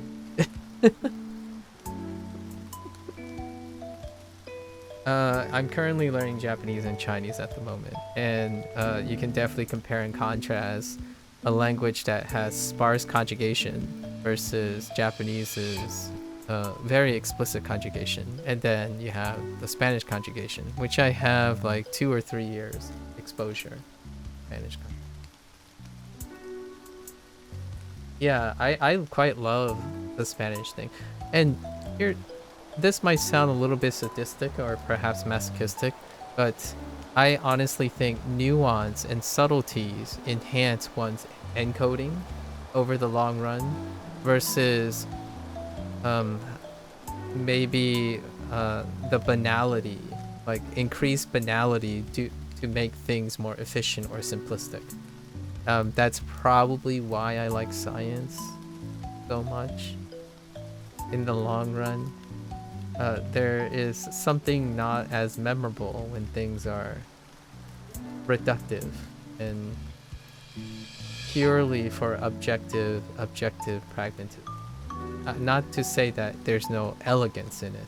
I do quite enjoy the entertainment or the reward and feeling of very, very straightforward and efficient mindset. You know, Occam's razor and stuff. There's something, if I'm doing a hobby, right? If I'm engaging in a hobby, which is language learning, there's something very, very wonderful and encouraging and inspiring when you're engaging in something quote unquote complex. And because I enjoy that, I don't necessarily think complex things are difficult. More that banal and simple things tend to be more difficult because I would have to expend a lot of energy to be engaged and interested in it. You have a point about encoding right there. I tend to remember things better when I had to learn about those nuances. Yeah. It is quite nice. And my favorite thing about, like, I watch a lot of med school like clips and stuff where when they do like cross what you call it, differential diagnoses. I just like the way they go about it. uh, Even if I have no form of understanding or comprehension of it, just the idea of engaging in that type of conversation with your colleagues and stuff sounds like a blast to me. I have no medical school exposure. However, in a science, like in a graduate school, like a PhD graduate school, that's kind of like every day. It's practically every day. But I have a very bad long-term memory, so I couldn't study this degree without some kind of SRS. Yeah, that's understandable. That's understandable. You use all the tools that are necessary, right? I also have a very low working memory, ADHD. I see. Interesting. Did you get that? Did you have people um, check and evaluate that ADHD prior to like uh, pursuing a career in medical school? I would say I haven't done anything like that. Perhaps it might have been prudent of me to evaluate or get some evaluation. But as far as I know, I have often suspected that I have some sort of high functioning deficit when it comes to prolonged sustained attention. However, with that said, my life has conditioned me to more or less function fairly normally,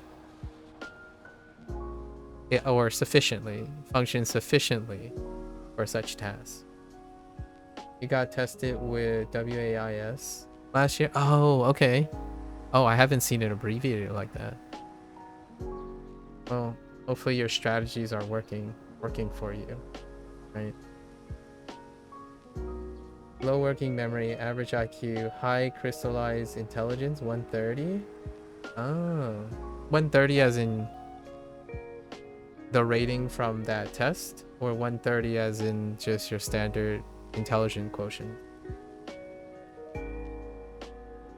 Interesting. I haven't gotten evaluated. It would be kind of fun if there are people who are interested. There might be a chance I would go out of my way to get evaluated again. The sentence structure, どれはどんな魚ですか? Makes me angry. Oh, これはどんな魚ですか?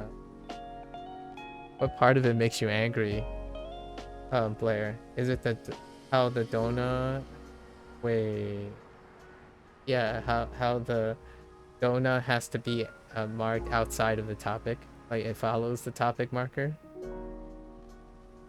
Oh, the way it's worded. I see. Your IQ is 112 according to Weiss test different parameters. I see.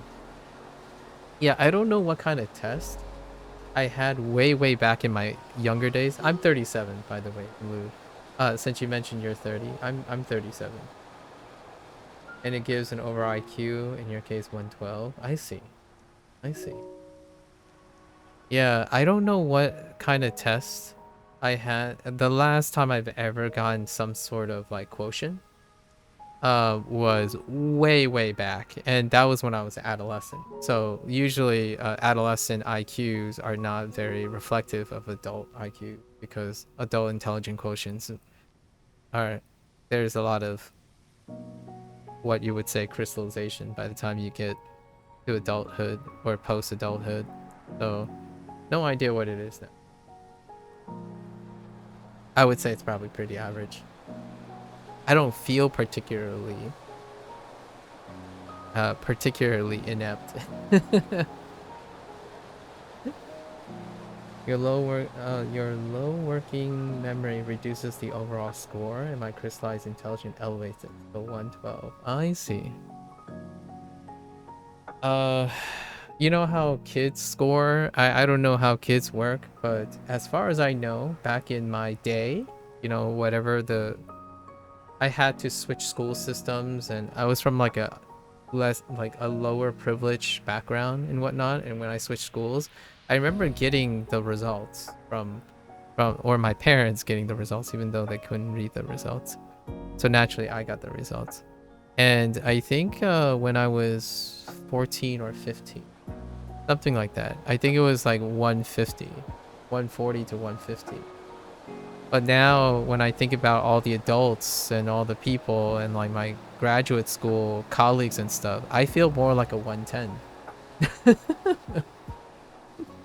Yeah, kids are graded really weird. Like you have to take into consideration the biological maturity of adolescence. Perhaps my concerns at adolescence geared and biased towards me on more like objective measures of stuff. But now, as an adult, I can only see myself like being no more high functioning or having decent memory, working memory than any other person. Like, I can't recite numbers forward and reverse more efficiently than I have as a kid. Like, for example, I still remembered when I had to recite numbers, and when it went up to like 14 or 15, it was my upper limit. Nowadays, I'm like, I would be surprised if I can remember like just raw patterns past 7 or 8. Really? Hello there. Pachio. Hello, welcome back.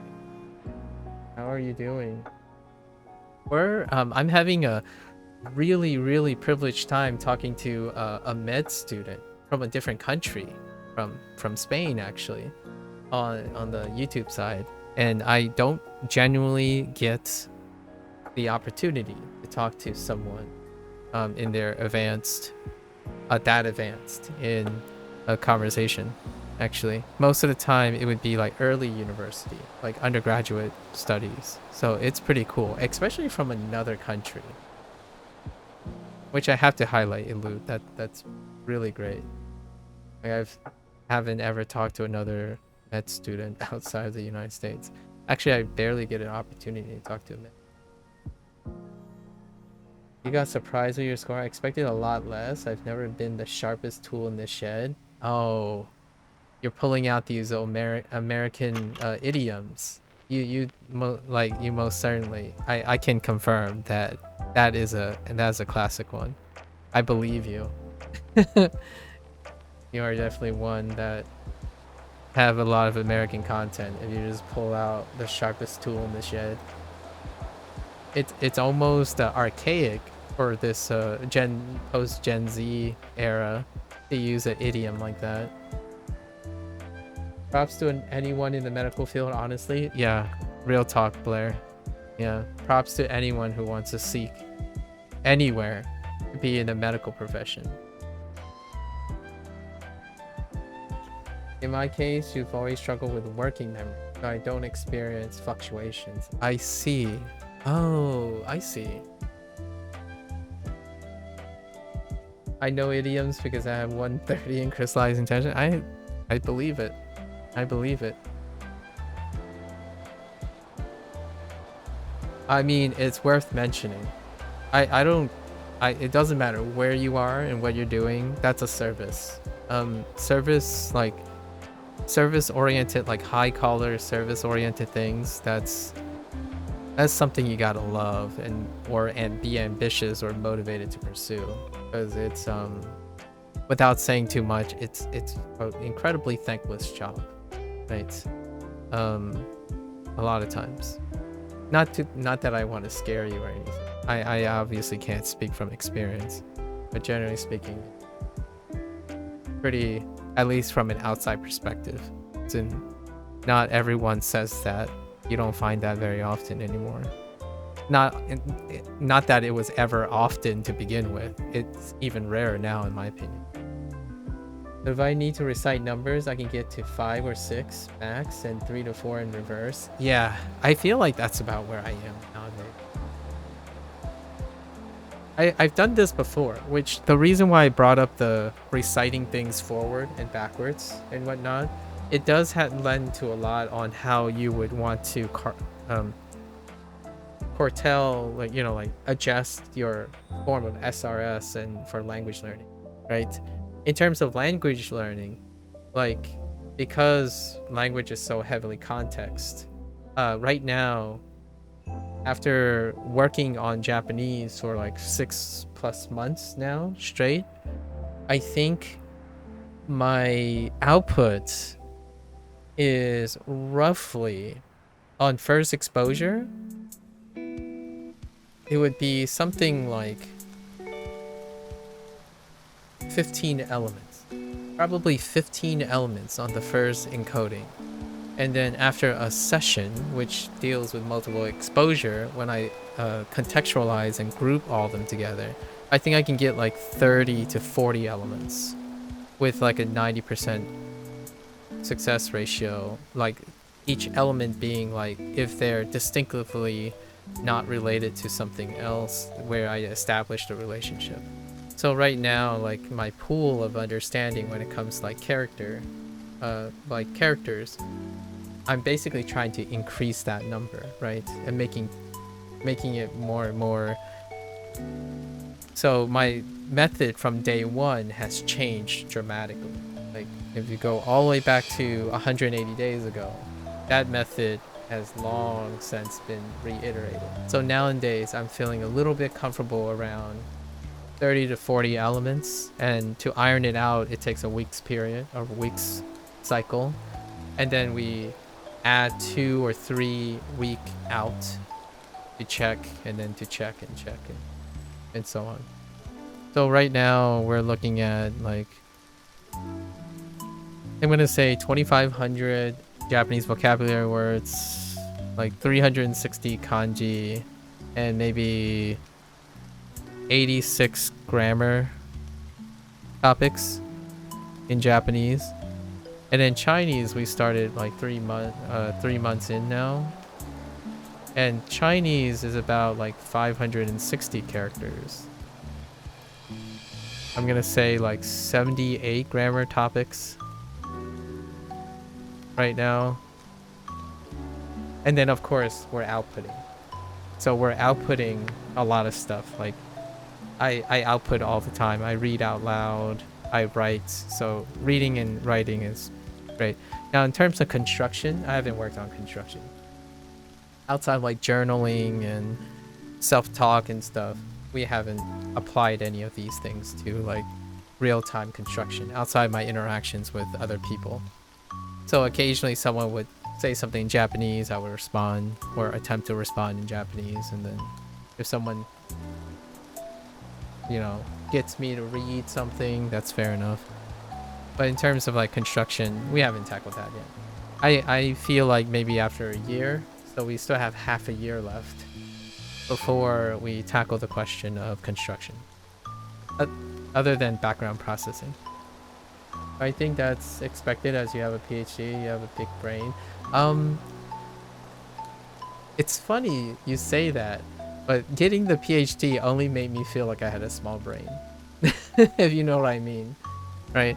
However, I do know what a PhD's value is. which is the idea to be able to do this. So like learn something, right? I think that's, if someone asks me what is the price of a PhD, the price is knowing that if you are successful in a way to get the PhD, you will be successful in learning things. So if you have a problem that crops up, you can probably break it down and learning it, and that's pretty sufficient. Usually, that's what, in my opinion, is great about being educated or highly educated. You're less insecure. Perhaps I'm not saying people who don't have PhDs can't be, like, can't do that. Generally, the vast majority of people who go through education enough, you're able to solve problems. Like solve problems, be able to synthesize information. So the PhD itself is the most important thing, in my opinion. What it's in is irrelevant. Although sometimes it's kind of nice to know technical information. But generally speaking, you know how to express yourself, deconstruct problems, do analytical approaches, and then tweak. So with whatever starting point you have, you're already comfortable with not knowing things, because that's pretty much what a PhD is. You're constantly involved in trying to answer questions where you don't know everything. So that type of thing is something I want to encourage people to have, or the perspective that they need to have to pursue a lifetime in language learning. Because if you're not comfortable with that, I don't know what to tell you. If you're constantly learning, it means that you don't know everything. And if you're constantly angry at yourself and frustrated because you didn't learn all the kanji by now and stuff, that's kind of a rough patch. So I'm out here, in my opinion, that's the message I want to give through these ideas. Someone like myself can be incredibly incompetent, but perfectly content with working on it without the maybe the psychological fallouts of burning out or losing motivation and that kind of thing. Otherwise, I wouldn't have gotten a PhD in the first place. If you do not have this type of mentality already, it wouldn't get you through med school, for example. It wouldn't get you through PhD, like your thesis defense. And that's kind of what, in my opinion, those type of degrees and qualifications really illustrates. You know, a form of combination of critical thinking, maturity, problem solving, and maybe good old tenacity and hard work, which is what you highlighted briefly, about contrasting your low working memory versus hard work, right, and perseverance. All of that, more or less.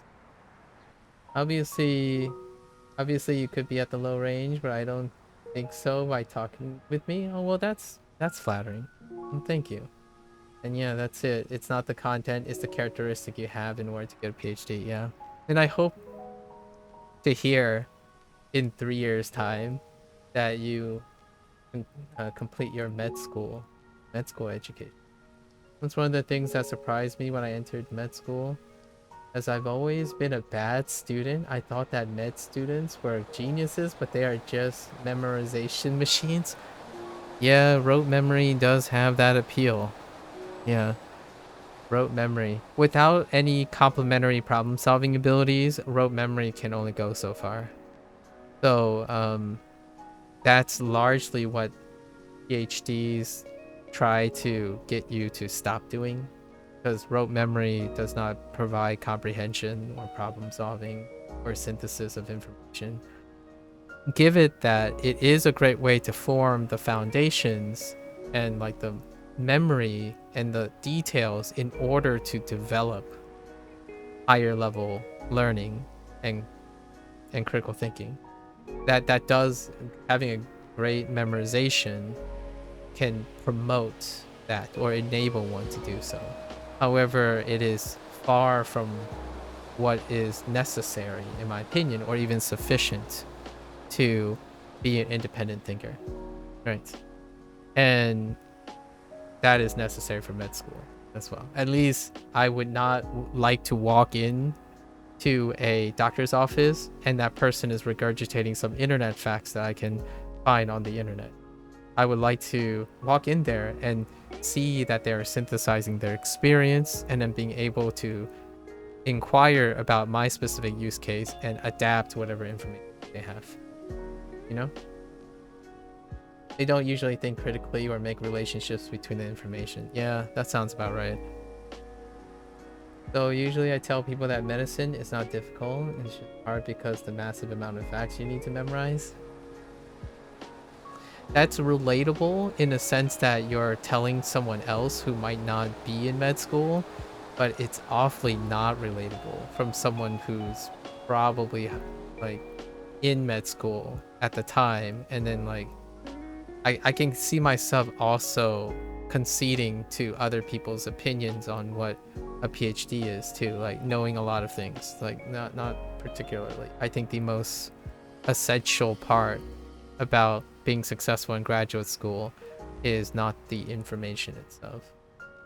But I can definitely see saying that and conceding that when other people ask you from outside of your experience. If med school were difficult, I couldn't get by.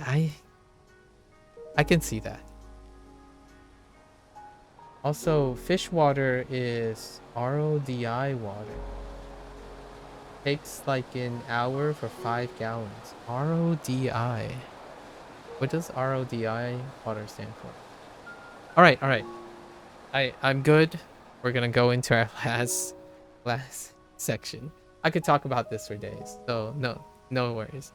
I'm looking forward to hearing what your progress is like with Renshu. You can't get a mathematics degree or engineering, impossible for you. I could kind of see that. If you think it's impossible for you, it most certainly is.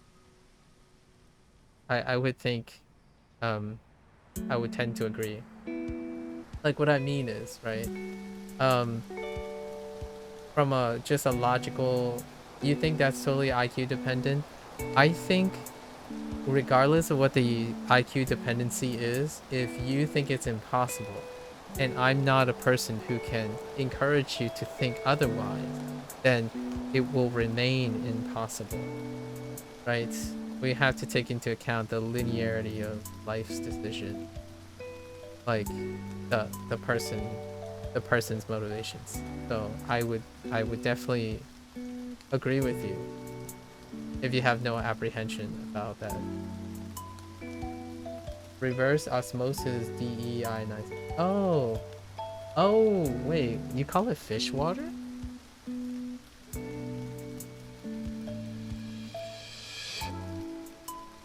Huh.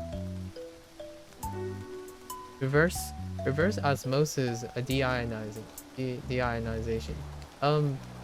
Why is it called fish water, Claire?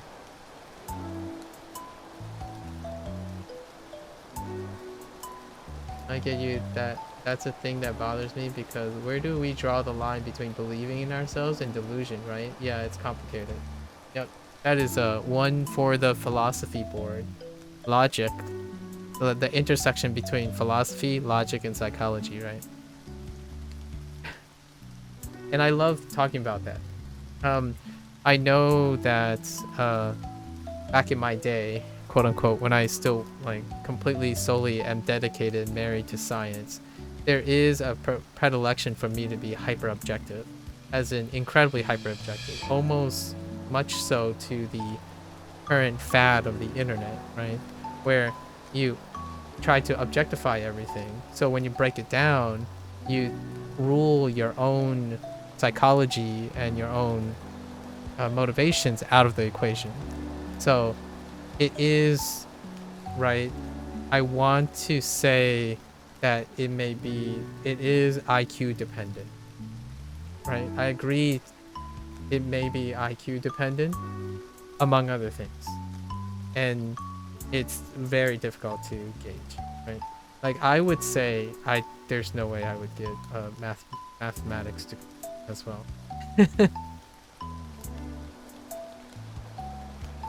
It's easier to make fresh water and control the parameters for what goes in. So salt water they very much needs it when dealing with corals and sensitive parameter animals. So tap water has too much additive.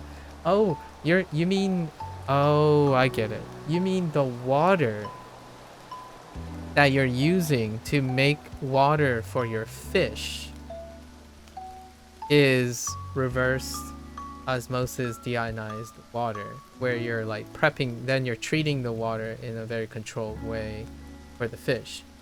When I thought fish water, I thought cooking, as in like you made water, like you made fishy water. And the last thing I would think of, Blair, as fishy water is reverse osmosis deionized water. Like it's the opposite of fishy water, as in like it's incredibly clean water. So I didn't understand, like, I mean, you did see seafood stock today at the store.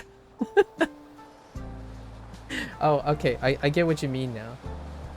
Enough of psychology talk. Yeah, no worries, Ulu. Anytime though, anytime.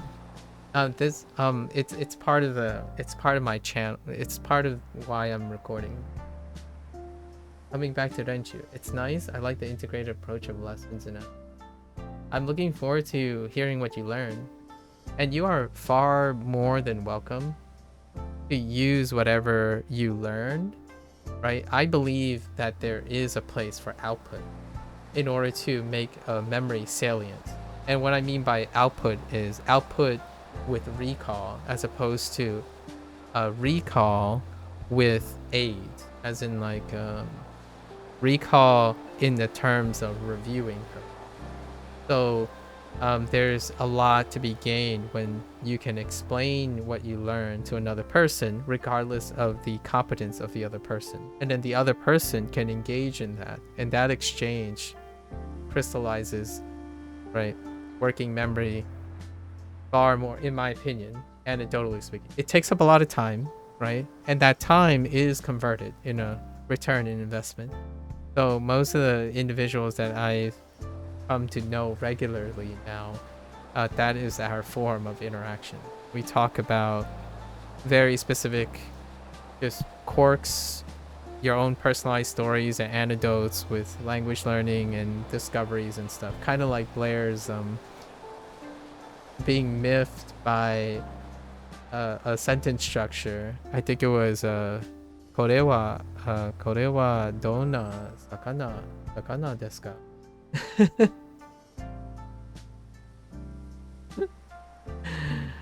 I do feel that though, Blair.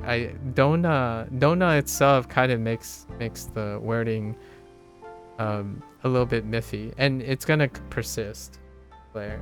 That thing that I feel ya. Here's water, no fish. Okay. Me teaching my husband about what I learned in Japanese is useful to remembering what stuff is. Yeah, exactly. I enjoy that quite a lot. And talking about all this stuff reminds me of all the stuff. I only have one set left to test my memory, so today we're heading into our last set. It's very poetic, actually. Yeah, I understand you. The thing is that I want to learn Japanese as I learn English. Curiosity, yes, exactly. The amount of Spanish information, language in front of. I see. I know you're not learning Chinese, but that is also how I'm engaging in Japanese now. So I've staggered. So I took enough fundamentals. I'm guessing you have enough fundamentals in English, where then Japanese and English can be simultaneously interacting with each other as two target languages interact with each other, right? And for me, that's also my approach to Japanese and Chinese, where the curiosity allows for the interaction of both the languages. Because I always had a lot of curiosity, so that led you to English content. I see. Yeah.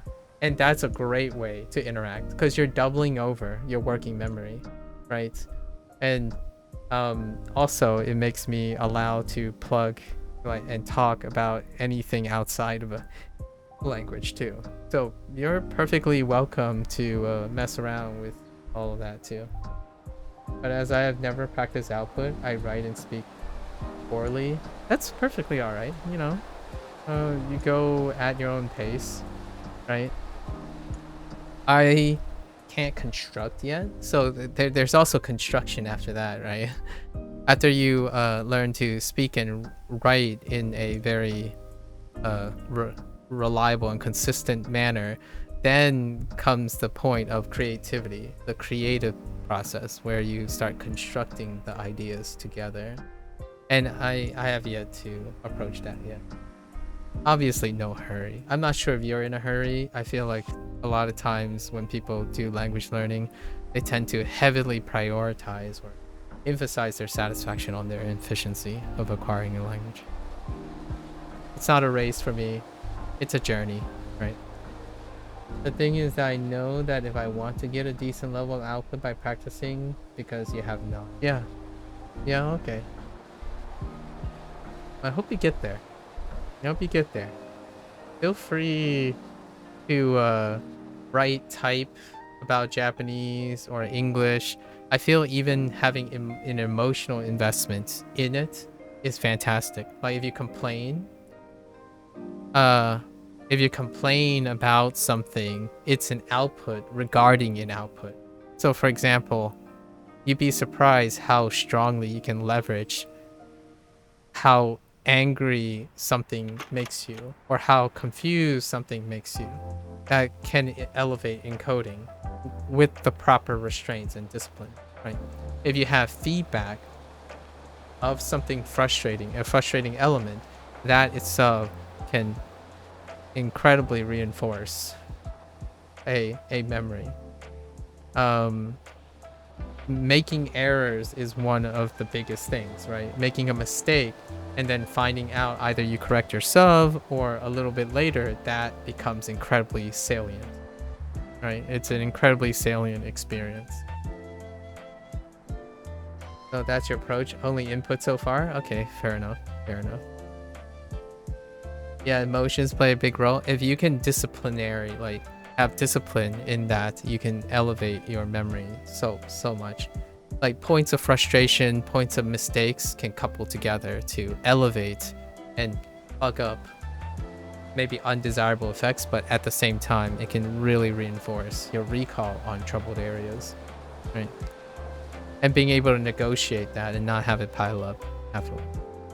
You've never experimented with using emotions actively to learn faster? Are you an emotional person? I'm kind of curious. So I would probably say anecdotally, I'm not a very emotional person, right? When it comes to learning. So the idea is it's a lot easier to use actively if you're not emotional a lot of times, right? So when I'm negative, it's often dealing with a mistake or something, as opposed to anything just triggers me, right? Like if someone is incredibly expressive and emotional, then you can have interference, right? If you're constantly angry for the entire day, then everything is angry, right? Everything, Hulk smash kind of thing, right? However, if you only get emotional very selectively, that's kind of the idea of what I mean by leveraging emotions. So I leverage my emotions when something stumps me a lot of times, as opposed to every other time. Like, oh yeah, okay, I won't pay too much attention to this part. Like, I'm good. You're not an emotional person, but you struggle with emotion. Does that make sense? That's fair. That's fair. Yeah, that's fair. I have frequent mood problems, but I don't externalize. Ah, okay. Yeah. Having a, in my opinion, the thing that I'm talking about is if you don't have a reliable, like consistent management of a cadence in the mood, sometimes it can create interference. Like you probably heard this before, like someone says, oh yeah man, what was that thing I keep forgetting? Oh, it makes me so angry. But then you're saying like, but I can't help but think about this other time yesterday that made me angry too. And that's what I mean by there can be like like interactions between, so um that can make it less reliable in my opinion, but you can still negotiate it. I feel, as long as it's not like the whole day. Like if you're always angry, it becomes less useful. Or if you're always depressed, that's why I kind of think that there is a strong correlation between someone who goes into a study, like say you're about to go to school and you feel like garbage, right? Then the natural inclination is everything's going to feel like garbage by the time you leave. So being in a state of mind to take in information provides enough clarity in order for you to negotiate even when things are mistakes or whatnot. Having clarity with your emotions before, clear mind, imagine that, being of clear mind and emotion to take in information. Who would have thought, right? And that's kind of the level of thought that I'm thinking of. Like if you're really, really devastated, exhausted and stuff, oftentimes taking care of that first may create a lot of clarity in the long run. So sustainability, motivation would be... Oh, not all emotions, just that I'm a very negative and depressive person. I'm sorry to hear that. I hope med school doesn't necessarily exacerbate some of those. Be nice to have a very positive, excitable person in the future as you're continuing your med school education. Not to be around, people tend to have fun with me, it's just with myself. Oh, okay. Yeah. That's probably how I read it. It's largely internalized, right? Internalized. Hopefully that's sustainable. When you're in a bad mood, you find it very difficult to encode properly. Yeah, indeed. All right. I'm sorry if some of this becomes too personal, but I love talking about these. Thank you for the share. I really appreciate it. So I want to re-emphasize it's quite a privilege to have conversations like this, especially on a semi-public, very public type of manner, right? So how are you enjoying Japanese?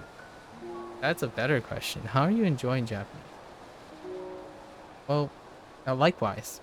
I really appreciate it. Likewise.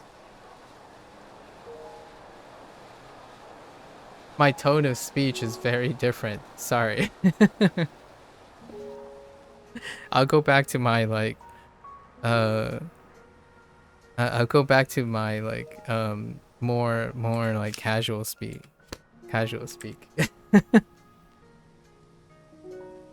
right. Let's go and do this last set. I don't know if I can remember this last set. All right. Okay, where are we going with this?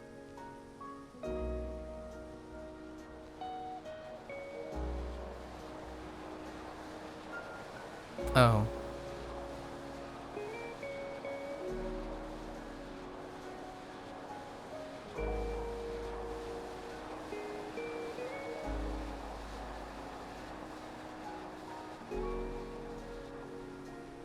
You love learning, so learning Japanese is entertaining. Very nice, very nice.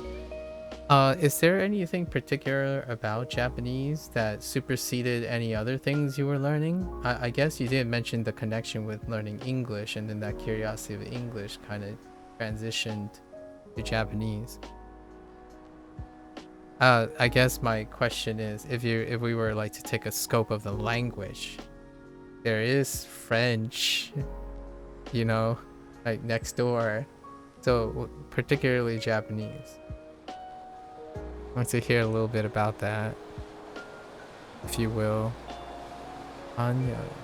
Anya. What do we have for Anya?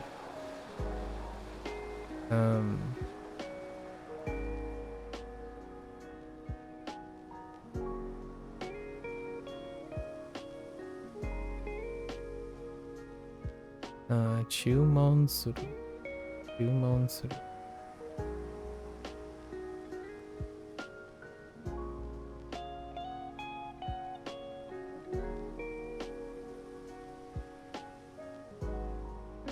Oh no. Wait.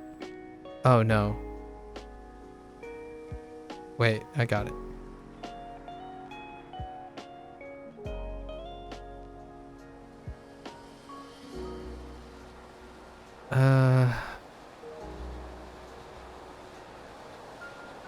Erabu.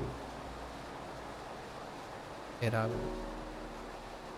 Yeah, the connection is that I've always loved Japanese content like anime, manga, and video games. Started learning English because of English music and forums, etc. Not because I like English per se. Fair enough. Fair enough. So in med school, you aren't strongly incentivized for the pragmatic use of English in med school?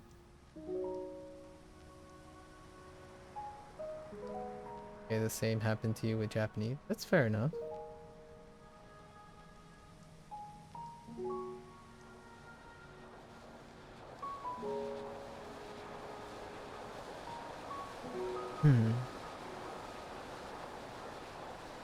Yeah, I think that's good.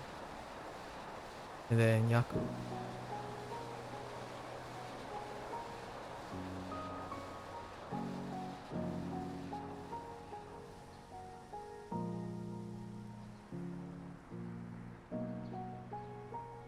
I don't know how mandatory English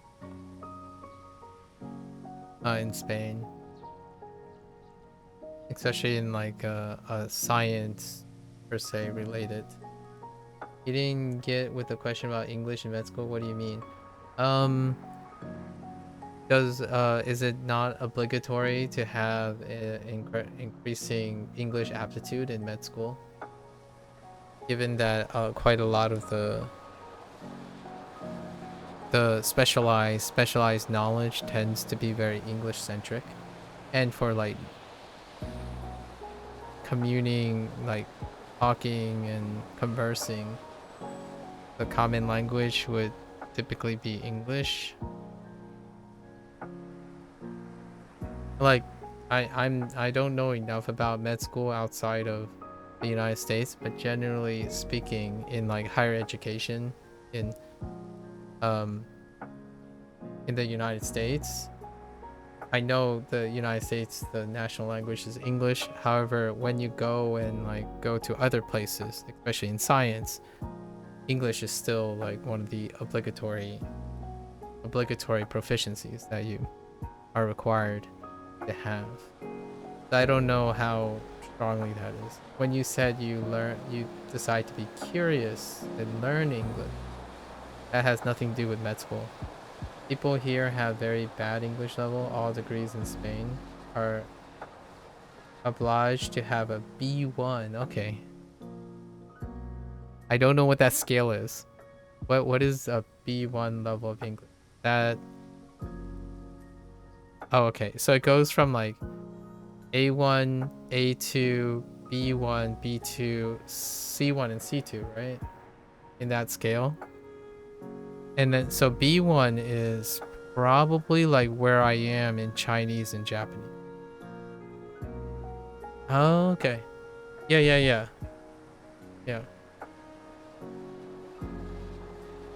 Okay. Yeah. Interesting.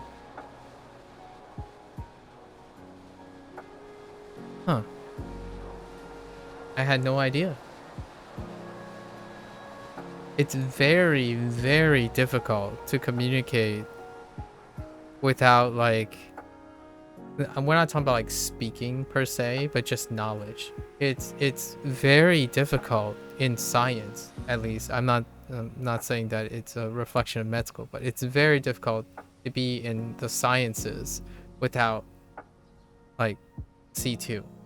And what I mean by that is we're not talking about like native speech. We're not talking about like how speech and accents and stuff. We're talking about C2 level of the comprehension, right? Like it's very difficult to get by if your English is not sufficient. The vocabulary is, and the way people talk is, when you hear certain contexts and certain phrases, they're not sufficient. So like I'm using words like sufficient and necessary, but not in the sense that a lot of individuals outside would understand the nuances of what I'm using those words for, right? To put this in context, in the rare occasion where we need to analyze a scientific paper, your colleagues use Google Translate. Oh, okay. That's what I mean. That's what I mean, Elude. I would, that's surprise. That's something new to me. That's kind of like a culture shock to me. A virtual culture shock, because it is very, very difficult to read and be like educated in, you know, in medicine because of scientific papers, right? And in science, obviously scientific papers again. So without like a command of like C2 plus or even specialized C2, you would spend a lot of time needing to extract and like convert and be able to comprehend published papers. So that's kind of where I was alluding to. So I figured maybe med school would incentivize people to up their English level. English level in Spain is very low, but it's increasing. I see. Wow. You informed me of something that I had no idea. That my predilections go out the window. Your dinner is in Discord, Blair? Let me check this out. What does this dinner look like? Oh, that looks delightful. Are those rice noodles? Did you get like rice vermicelli, or are they like angel hair pasta? They're kind of white, you know, for angel hair pasta. Corn. Is that a whole cob of corn? Ooh, I see the potatoes. Chicken? Maybe? What looks like chicken? Quite darkened chicken. Maybe. Med school, it's not a problem though, because all is translated to Spanish. Ah, I see. No, that's Japanese angel hair. And yes, that's a cob of corn. Okay. Oh, Japanese angel hair? Okay. Yeah, it looks like vermicelli, which is the same, like it's the cut of those noodles, right? I don't know why it's called vermicelli, but it's not rice. You got some wheat maybe. What kind of noodles? Like they're kind of whitish to the point where they might not be the vermicelli rice noodles. You know the ones I'm talking about? Like if you go to a Chinese restaurant and ordered, I hope this checks out, but like chow mein fun, the like really thin rice noodles, those things. I didn't know if that's what you have in there, or is it like a wheat thing? It looks delicious with that said. Okay, ori.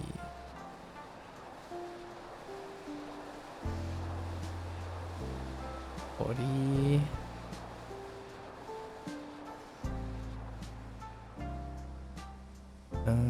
Tori.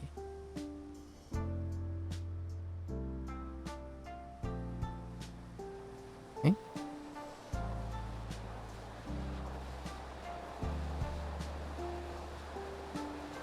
Pork.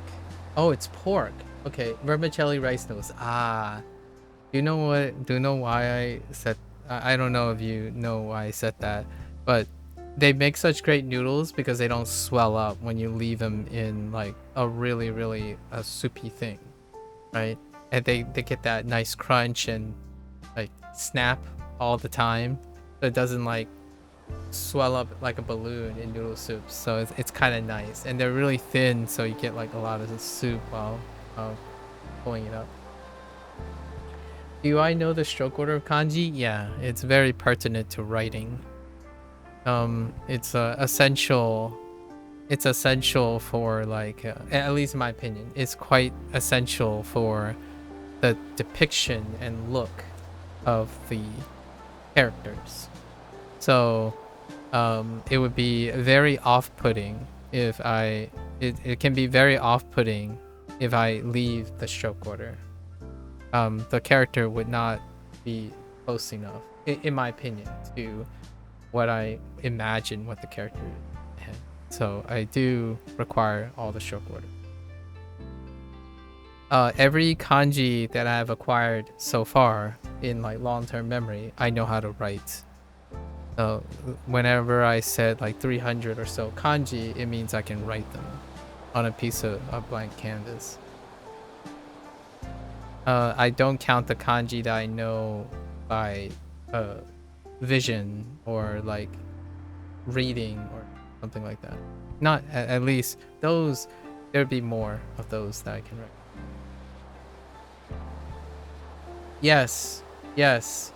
If you learn the stroke order, because it helps your retention. Indeed. It's one of those nuances, like it actually can be a boon to understanding the consistencies of characters. In fact, there are times where my hand now moves on their own. Like when you write and you realize this doesn't feel right, this combination of strokes do not feel right. That's it leads to a level of nuance like that. Just extra information, you know? I've had to start being mindful of stroke order when you do your notes for kanji. Yeah, I can imagine, Blair. Yeah, there are times when stroke order informed me that my radicals are not correct within a character. So that's kind of nice, right? There is a rhyme and reason to stroke order. What I mean is there is collective patterns for stroke order as well, for like radicals, whatnot. So it kind of goes a long way. It does take an upfront investment though. And I think the vast majority of people find that writing is optional. So I understand that from a pragmatic standpoint. I can appreciate it.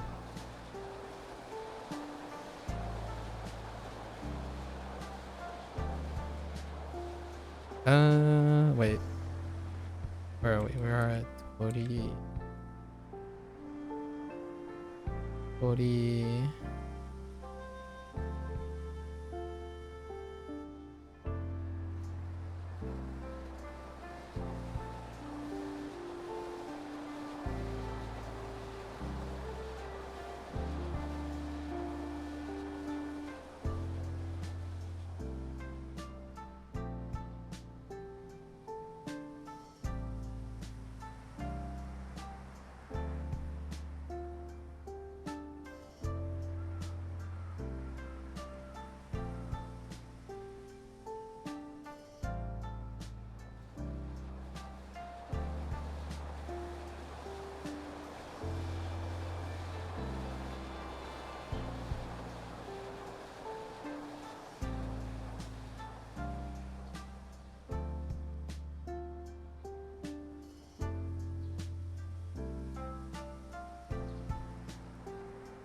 No. I'm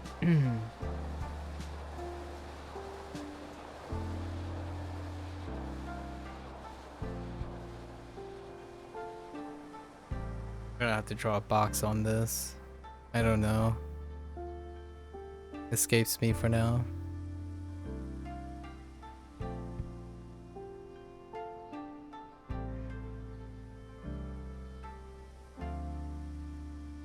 This is dental teki. Dental teki. Did I start with Duolingo? Yeah, I did, Tracy. I certainly did. Nowadays, I'm doubtful because as your goal is to understand Japanese, I think it's no efficient for you personally. it's not efficient for you, but not sure. That's understandable. Yeah, you know.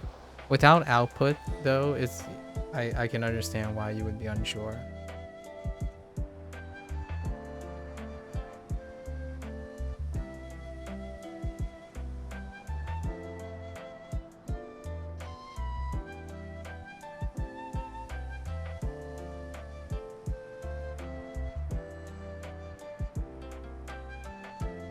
So kuguru, kuguru.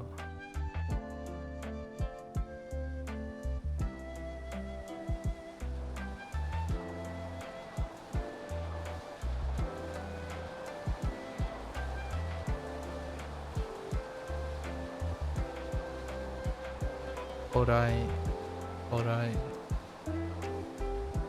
Still no, that box is still empty in my head. Okay.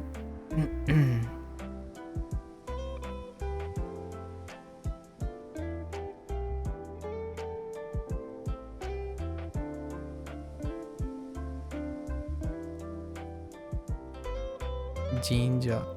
Jinja.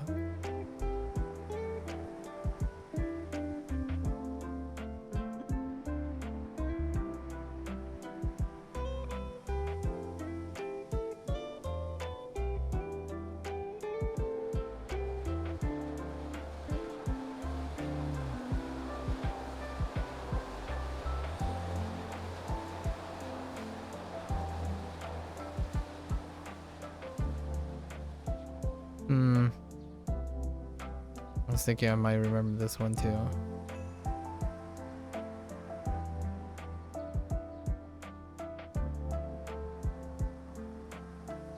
I only remember the right side.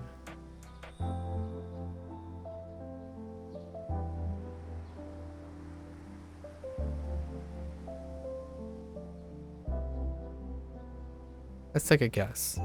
I'm gonna say...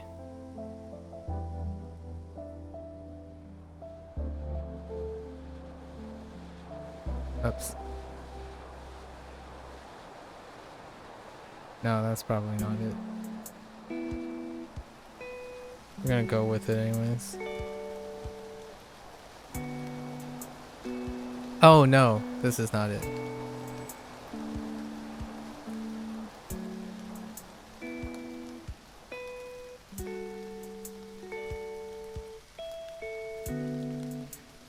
We'll do a box for this too.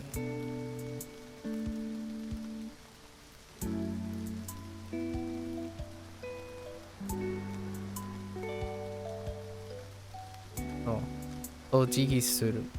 Ojigi suru. We're looking for G.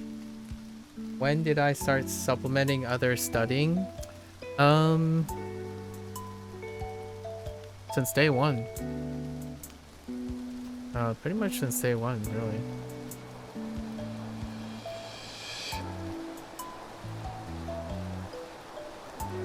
So what resources do I use? Only Duolingo? I mean, this is Shashingo, so it couldn't possibly be only Duolingo. If you know what I mean. What's my schedule like?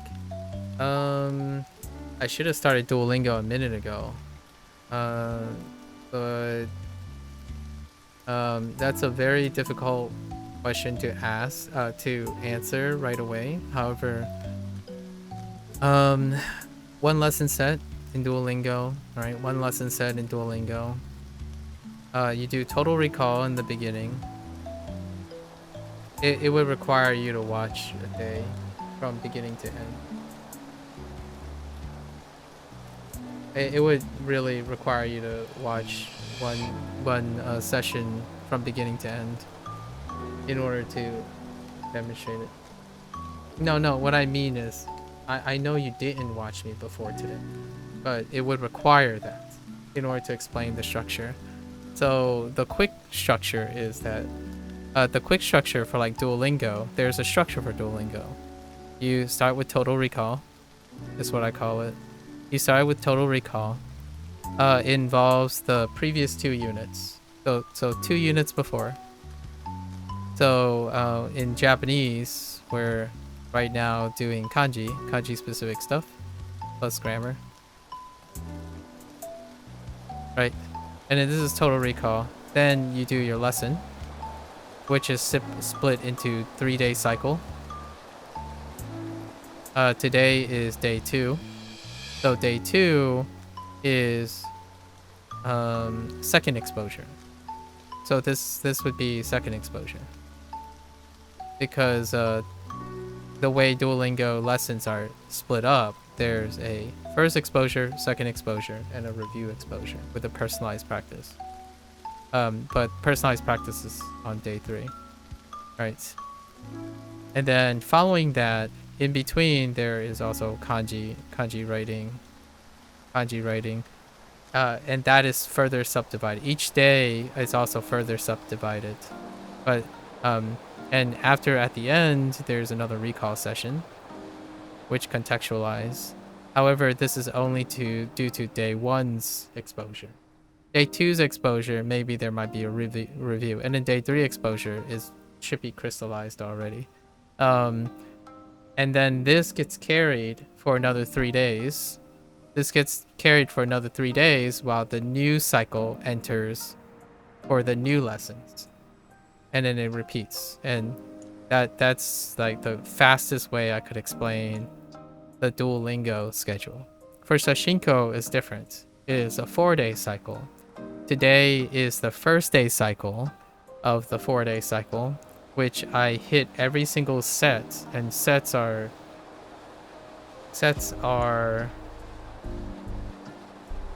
8. They are 32 terms, and it's done completely in recall with writing. And if I complete them, they are moved for the next 3 days, so I don't review them again for the next 3 days. Yeah, so it's very difficult. It would require like a flowchart. It would require an outline for it. I didn't get to unlocking kanji in Duolingo. How many units do you do a day? I do 1 unit every 3 days. You don't complete a unit in a day, or I don't complete a unit in a day. It takes 3 days to complete a unit. Each unit is a 3-day cycle. What is the total recall? A Duolingo feature? No, it's a my feature. Total recall is when you recall all the elements without aid. Hence the total recall. So like if you go through an SRS session, right? For example, if you broke out an Anki deck of 30 words, you meant lesson then, and I mean each step. No. So each lesson is a 3-day cycle. And in those cycles, they have a schedule. So there are 3 steps in every single 3-day cycle. And each 3-day cycle is different because Duolingo's breakup of their lessons, each unit has different lesson sets. So each unit takes 3 days for me. Each unit takes 3 days for me. And it's roughly 3 lessons in Duolingo per day. And in the days, my streaming study schedule using Duolingo is beyond that. So you start by recalling before you start the Duolingo session. So it is part of the Duolingo session, but you recall before and after the Duolingo session. It's something that most people don't do because they don't output, they only input. So you have to output in the beginning and you have to output at the end. So if you're like, for example, if you got your exposure, right, and you get your SRS, then you pull out a blank canvas, pull out a notebook, and write everything you've learned from that day. You use that output to measure the efficacy of how consistent I am in currently what I'm doing, how engaged I am. So I usually aim for a 90 to 95% collective recall of the unit's elements for a 6-day period. So if I don't remember that stuff, by the end of 6 periods, I have to modify the way I'm doing things. There might be too many elements, there might be certain things that are changing. So I use an active recall to output and measure how effective my input is at the moment. It is part of a thing that I don't think Duolingo does. Anyone who's self-studying do not have to do this step. So without this step is something that I don't do. So you also recall the structure of previous units in a kind of brain dump? Yes, there is a brain dump. It used to be every 25 days. So if you're looking at my 100 days of Duolingo, for example, there are 4 days. There is a 25-day recall of it, which is spaced out from the 6-day recall. So when you first start, right, is every day. Then it gets spaced out a week. Then it gets spaced out to 25 days. And then eventually at 100 days, I do an even bigger collection of the 100 days. However, that has changed now due to the volume and the way Duolingo is reviewing things every 50 days. Every 50 days is when I do a brain dump, so to speak, but more like a interactive streaming recall session. Yeah, I understand. Yeah, so you rely entirely on SRS, and I totally get that. And you don't have the patience to do that manually. Yeah, that's understandable. That's understandable. It helps. Again, I'm more interested in the pedagogics in it, right? The pedagogics in it. And also that is how I learn things. So, and that's what I'm doing this for. Like, I'm not doing this to learn Japanese, like show people that I can learn a language, like show people that I can retain the language. I'm trying to demonstrate what it's like to not be dependent on a tool, but to make the tool work. And earnestly, in my opinion, doing that helps me understand and troubleshoot anything that comes along. So, do I only use Duolingo? And the answer is no, because I use all my experience, no matter what I use. Shashingo, I don't use Shashingo only because Shashingo can only do certain things. I don't only use Duolingo in the way that it is designed. I don't play video games in the way that it's only designed. It doesn't build salient memory. It doesn't aid me in synthesizing and critical thinking. So oftentimes when I see people rely on SRS, they can't see what it lacks. Right? You can't see what it lacks if you don't ever think outside the system. You can't practice how to know what it lacks and how it's not helping you or what is helping you without being educated and practicing that. So oftentimes when people come up to me and say, Duolingo doesn't do this, and that's all they say, and then they say their system that they prefer do that. And I'm like, well, what does your system not do? And what does Duolingo system do? And then what else can you do with the system that's provided?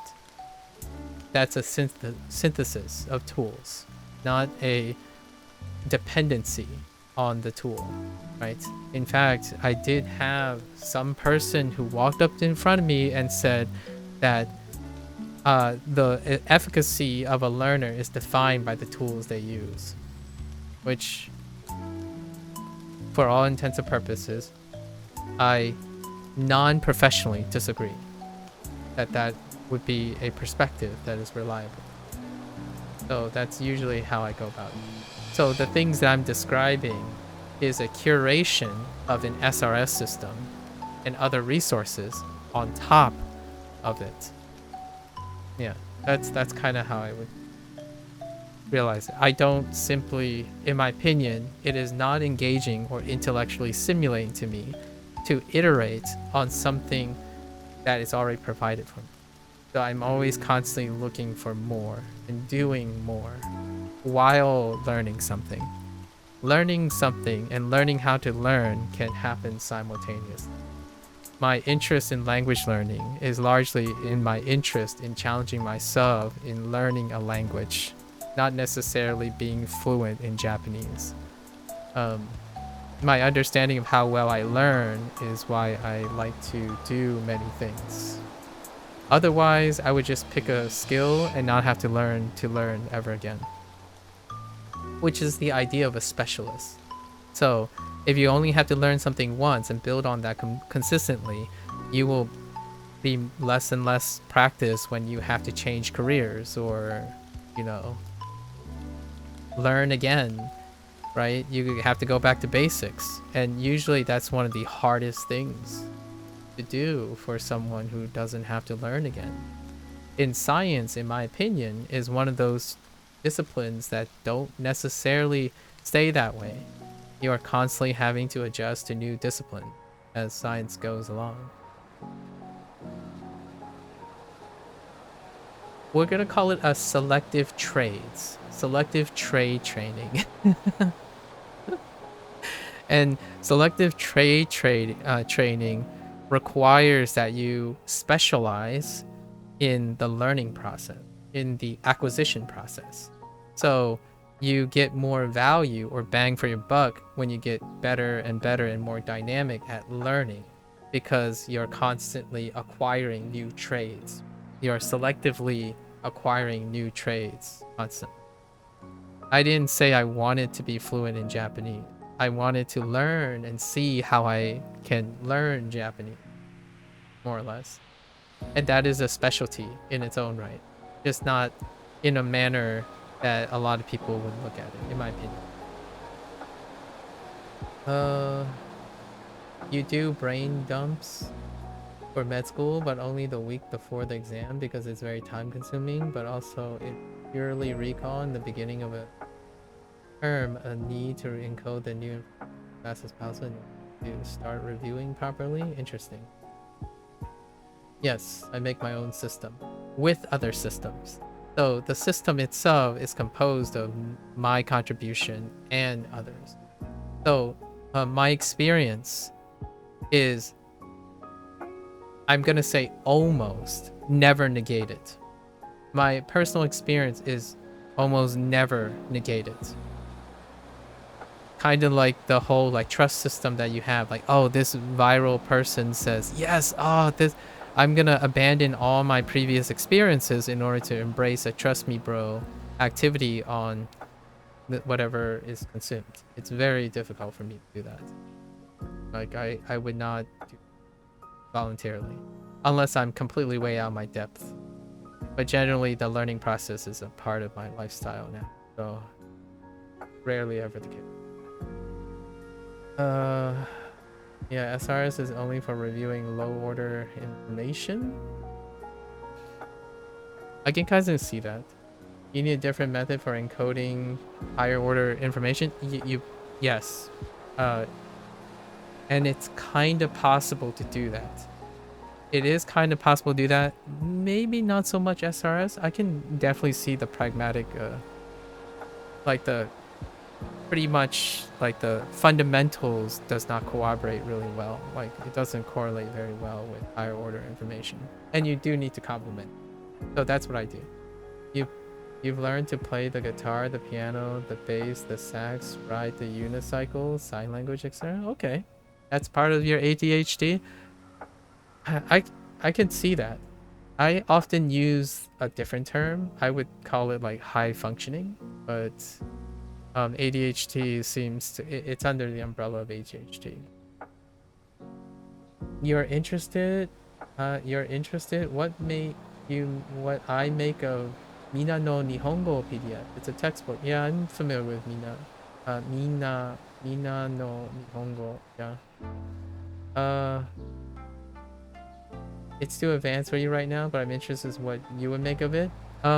Lots of people use it as a transitioning bridge. I haven't used textbooks myself. However, they would start with Genki.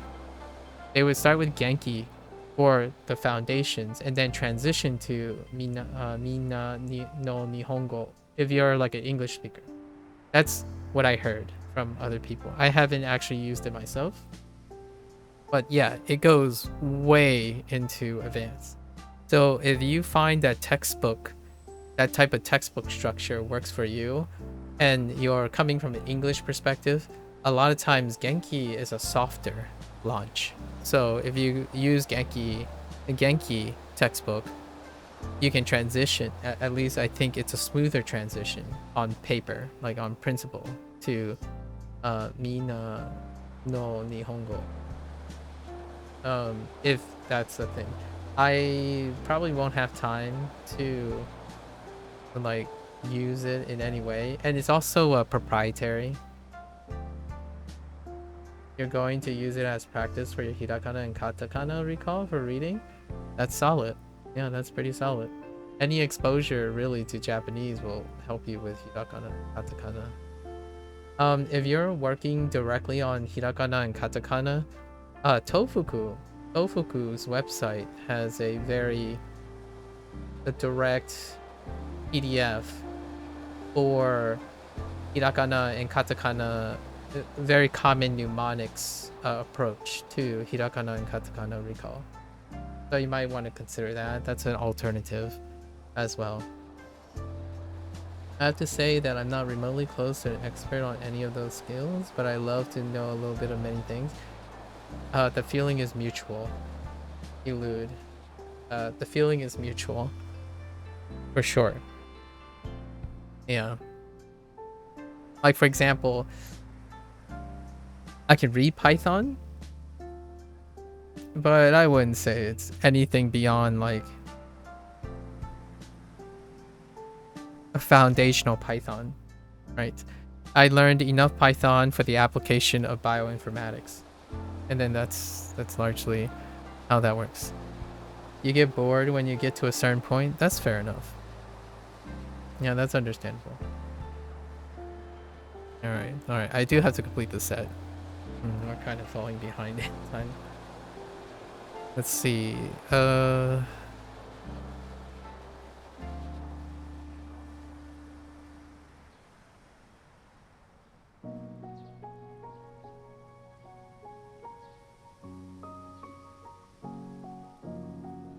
Inoru.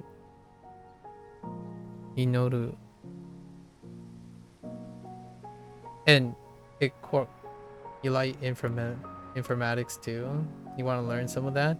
It definitely goes with the idea of first understanding like Python or R, or it quite requires some sort of low, either high or low level language learning.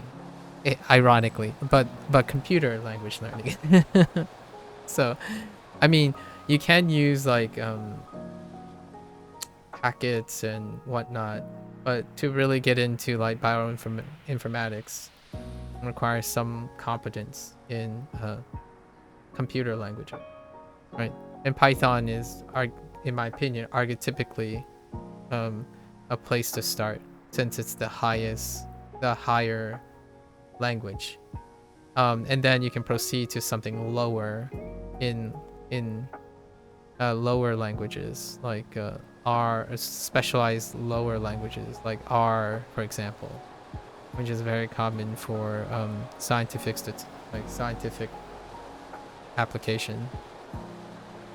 Which I suck at R. Like I have very cursory knowledge of R. I know how to handle packages and stuff and install them, and then I use like my semantic knowledge to double check and troubleshoot and simulate that the data is correct, right? I use like positive controls and simulate them to make sure that they come out correctly. That's how I would pragmatically test that I've understood and like the program is working appropriately. As much as I got into it. Very pragmatic applications. sufficient to do tasks. Okay.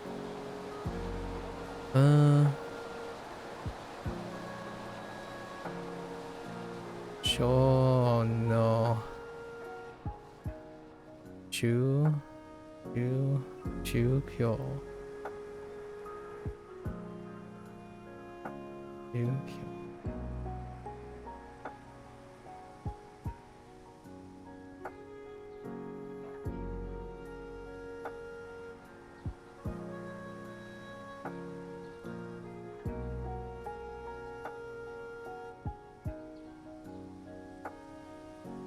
No, I can't. I have too many thoughts running through my head right now. Okay.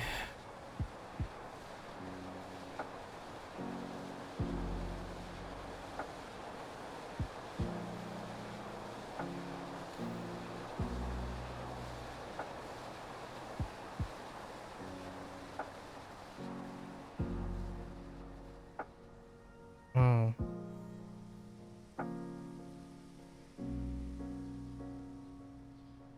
Take, take,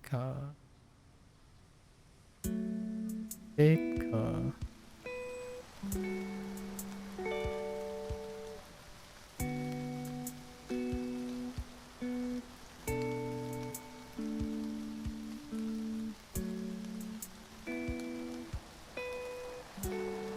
So how does this game work? Are you trying to describe what you see? This game is a photography game. So you're supposed to take pictures and it'll tell you what the words are. It'll tell you the read. It'll show you the read. It'll tell you some related things like a flashcard system. I already played this game to the extent that I know all the vocabulary. Now I'm basically staring at a position and writing out and recalling as much as I can in particular sets. So they're all like partitioned in a particular set so that I can practice my recall through writing and speech and whatnot. Yeah, you worked in IT a bit, so I'm good with computers, but don't know how to code. I just know a bit of JavaScript. I can see. Fair enough. You worked in IT, even while pursuing a career in med school, huh?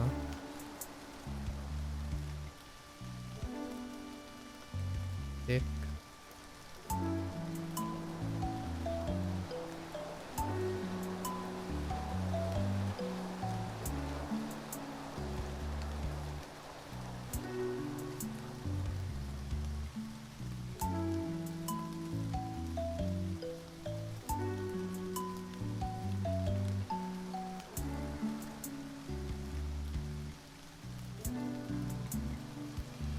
I don't know how to.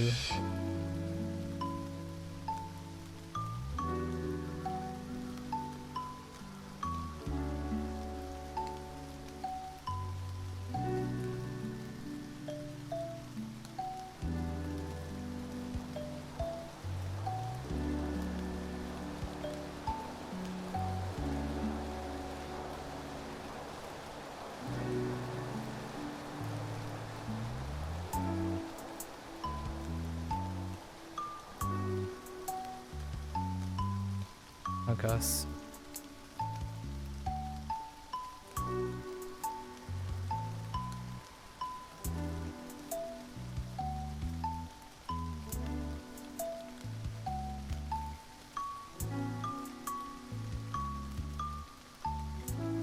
Side.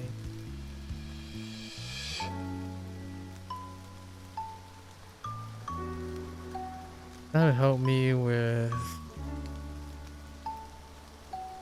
how to. No. Oh, thanks. Fun. Yeah, I can understand that with the jack of all trades thing. Thanks. Let's see.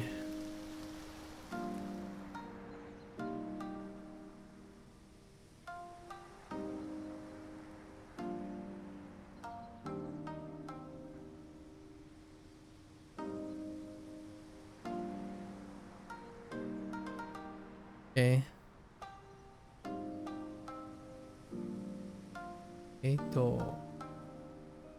と、ボード。うん。ん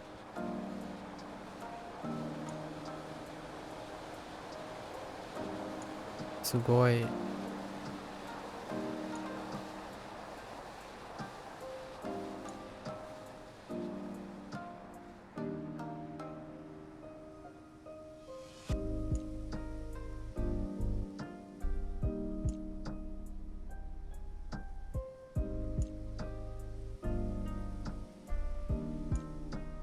危ない。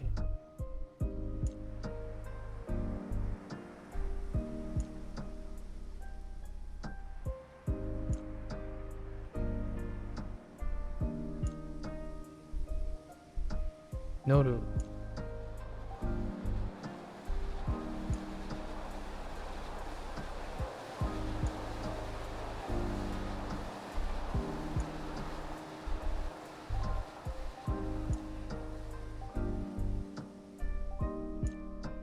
朝。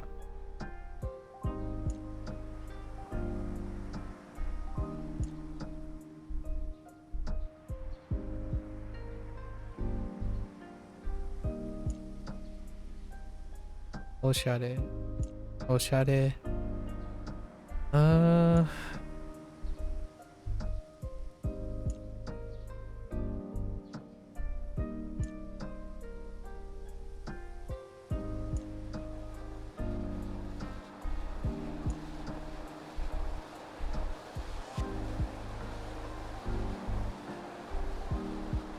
Oh, that's the wrong radical.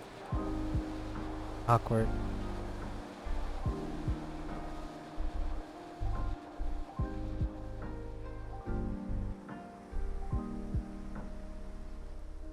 Karui.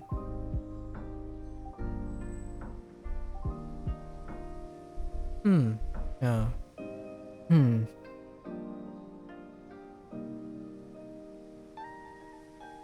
持つ。持つ。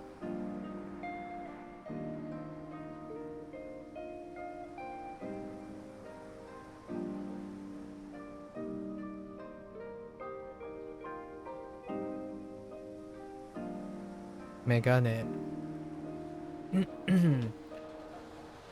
Okay. メガネ。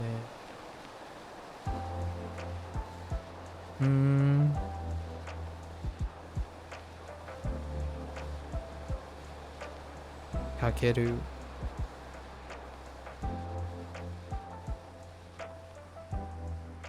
見る。Oh yeah, no worries. Oh yeah, that's right. You're in Spain. So it's like 12:30, if not 1:30 over there. Yeah, it's been a pleasure. I would love okay, here's my personal challenge, Ilu. Here's my personal challenge. It's a friendly little thing. And when you ever have time, right? I would love for you to find. Oh, it's 2:30? Oh, wow. So Spain's time zone doesn't line up. Okay. Okay. Yeah, that time zone is even further than I thought. So here's a personal challenge. I would love to challenge you to a thought experiment, which is, since we're talking about language learning, right? We're gonna use language learning as a pivoting point. I would love to hear, maybe like the next time, maybe in 2 weeks, a month's time, I would love to hear a collection, if you will, of interesting little things you noticed on your Japanese language journey. And I would love to hear you like tell a story about it or explain something to me in Japanese, because that would be a really wonderful memory in icebreaker, like what you discovered, maybe how you analyzed how Renshu works for you, or like how you matured and maturated additional resources over time, integrated new things. That would be really an awesome topic. So until next time, right? Until next time, It could be tomorrow. Whichever. You'll know. I'm gonna be here.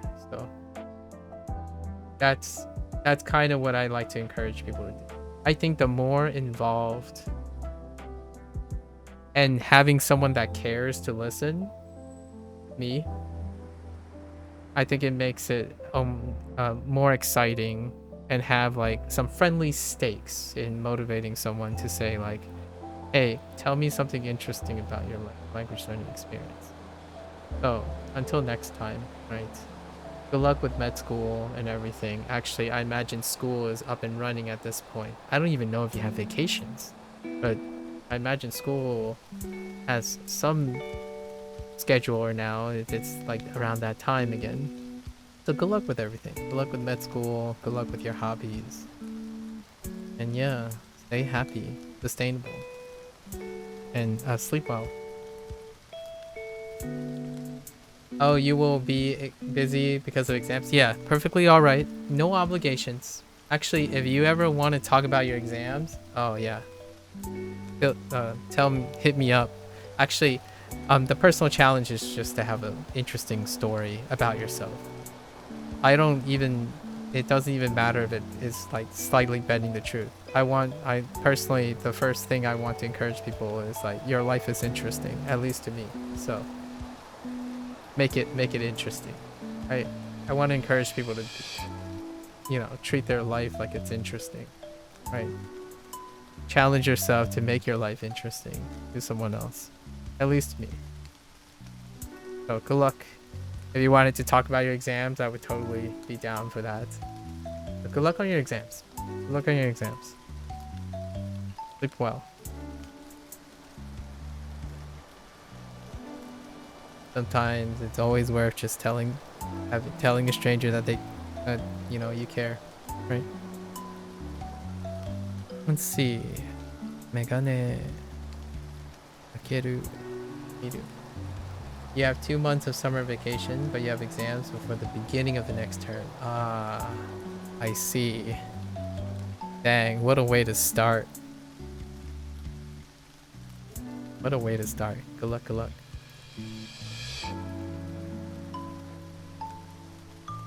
Well, I appreciate it. I appreciate you too. Very, very candid conversation. I love the candor. You're doing a quick quiz on Tofuku? Yeah, that's a great way to go about it. Tracy. Hopefully it works out. Miru. It's probably same.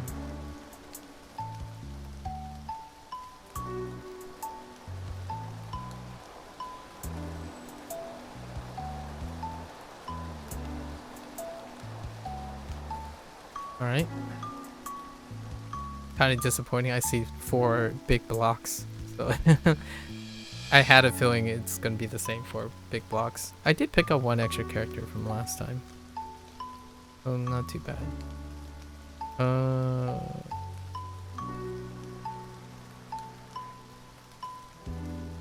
What is the last item?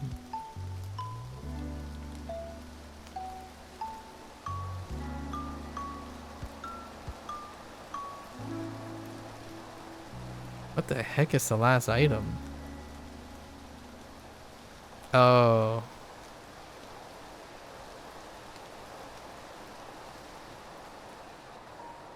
Kuruma. Where are we going with Kuruma?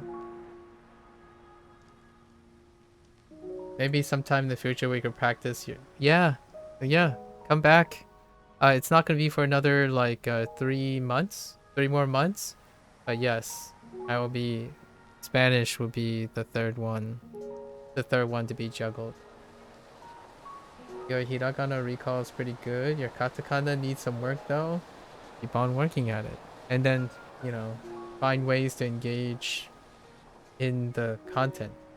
Don't have to always get it all right in the first time. Take care, Lou. Kuruma.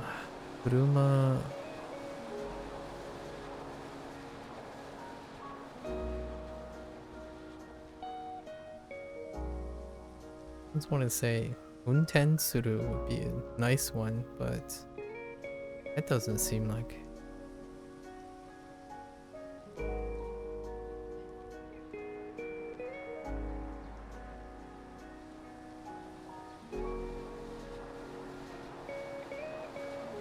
I legit have no idea what the vocabulary, what they associate with kuruma.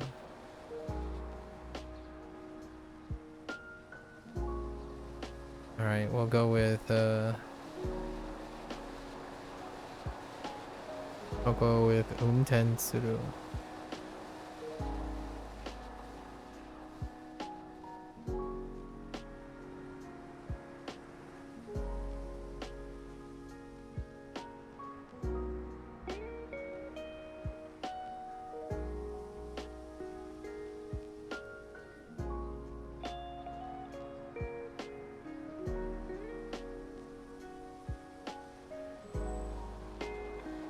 And then maybe ayai and osoi.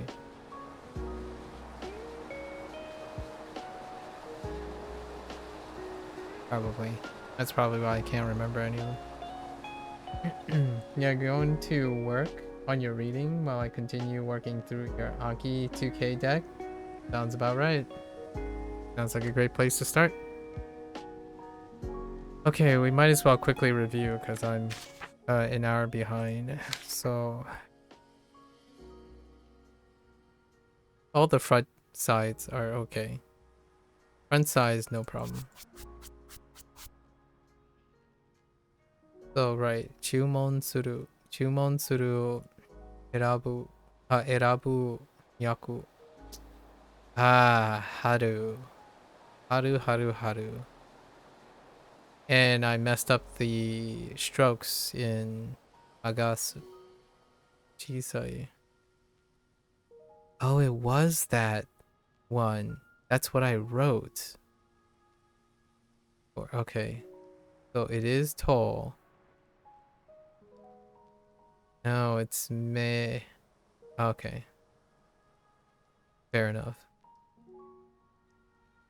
And then I totally forgot Shukyo.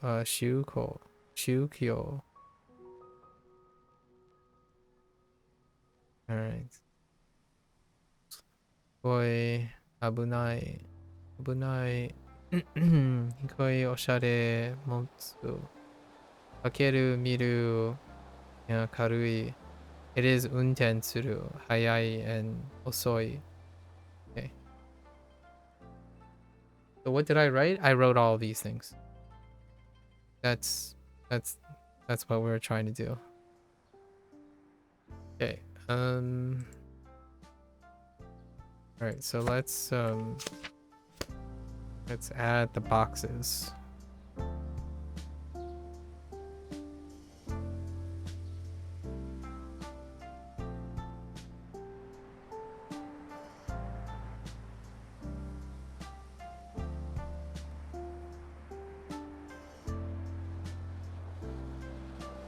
So,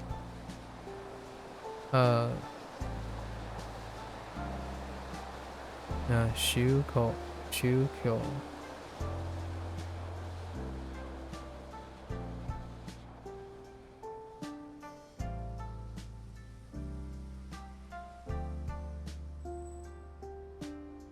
Shukyo.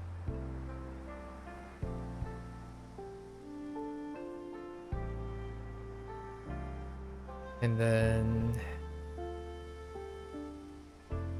ojigi suru.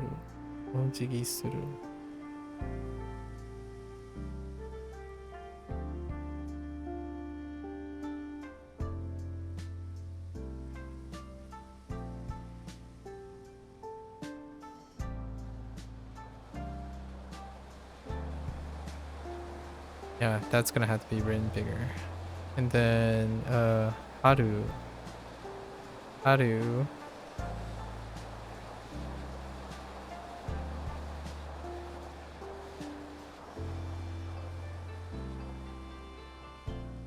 And Uh, dental, dental.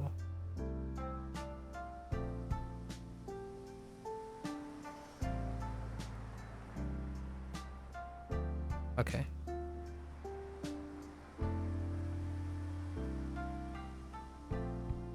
Yeah, that's gonna take a few. Okay, let's do it one more time. So then we're only responsible for this set for the next 3 days. And the new set tomorrow and day after. Okay, so let's go from the top. Okay.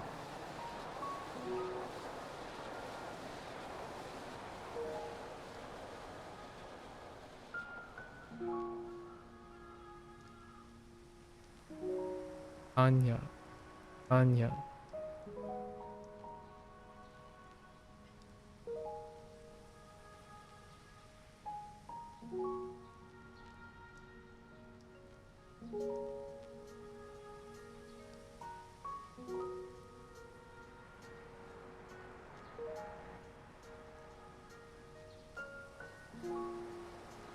Sawara,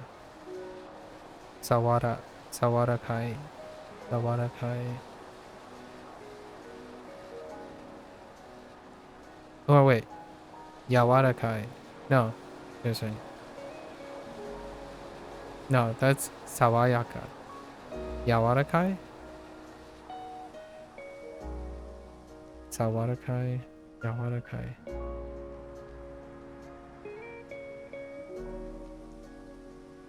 We'll have to check on the read on this too.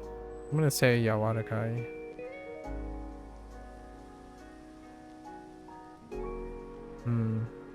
Okay.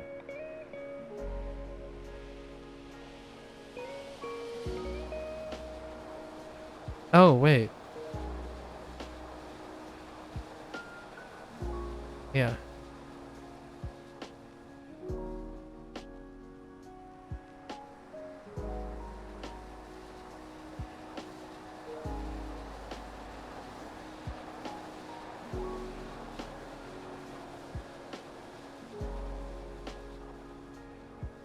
No.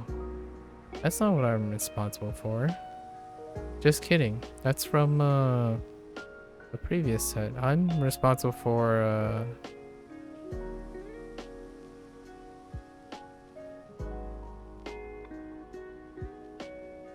Jumon Suru. Jumon Suru.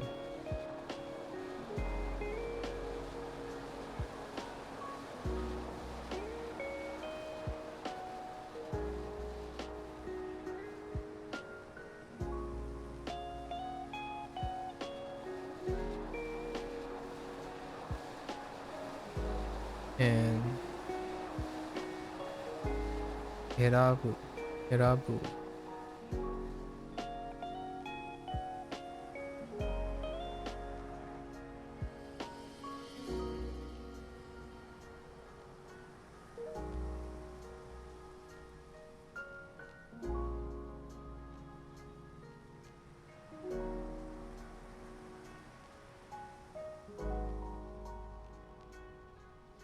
Nope.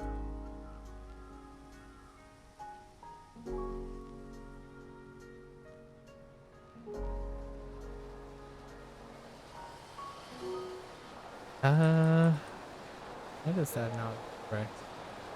Oh, that's because those are the wrong radicals.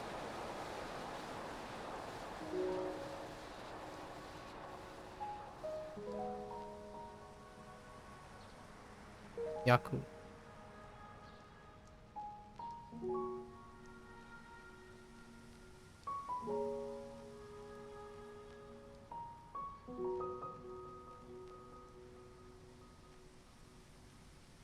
Sticker.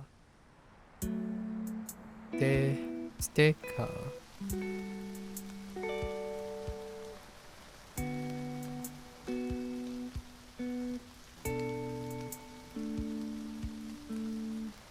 Haru. Haru.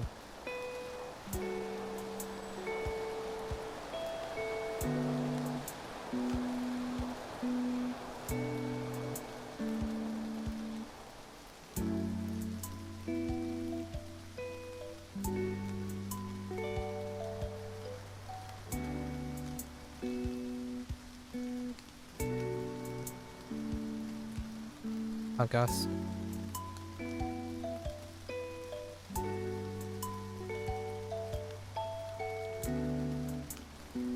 Isai.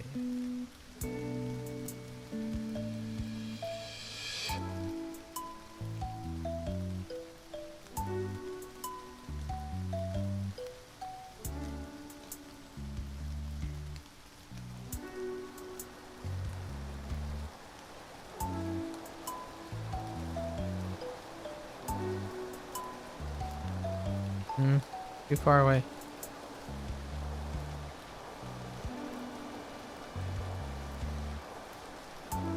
Ori.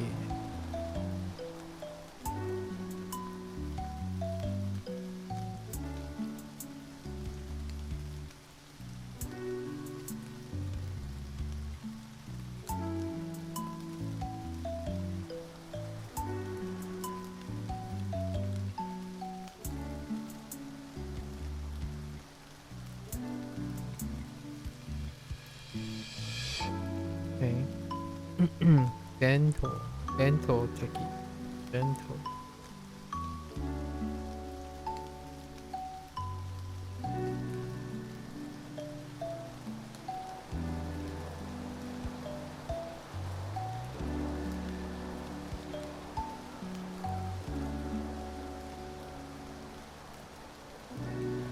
Orai. Orai. That's a big box. Orai.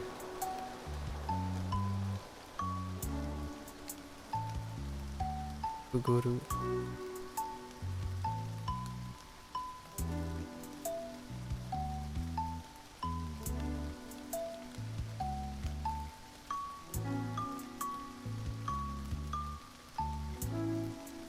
Jinja.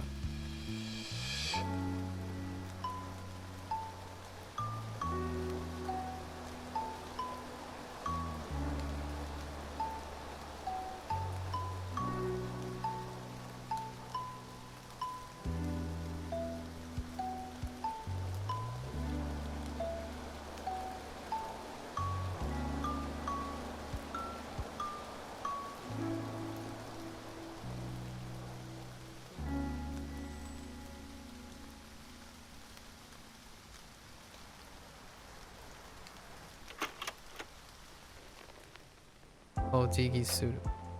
Ojigi suru.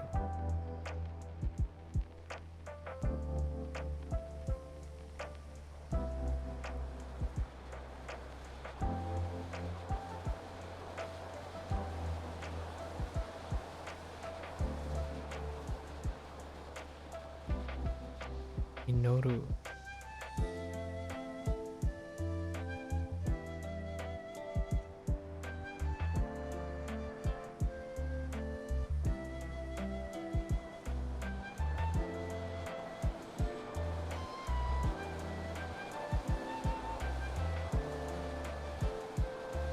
Chukyo. Chukyo.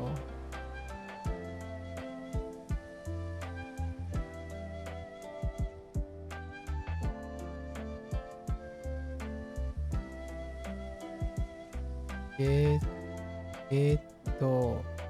Geto. Kodo. Kodo.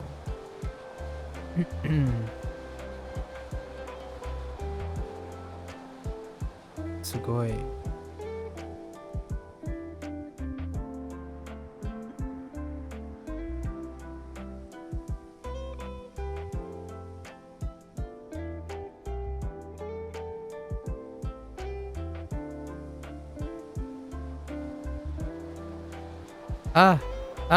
Sorry. Oh no. What's happening?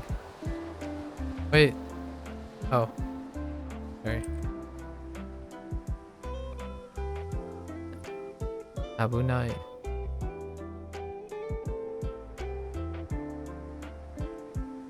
Sorry. I had like a brain pause or something. Panicked. Noru.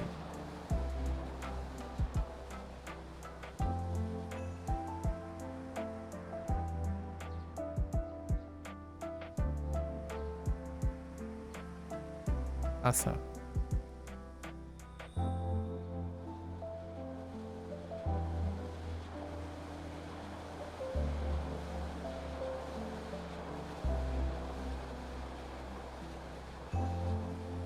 Karui.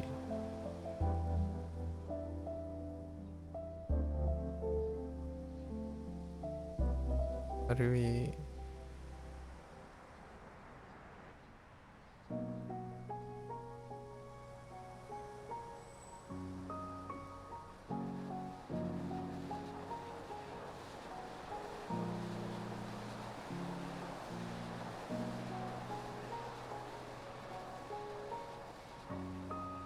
Oshare.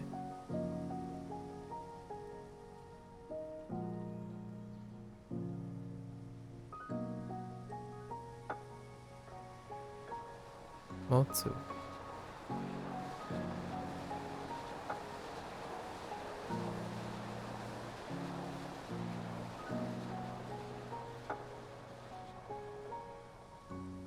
Megane.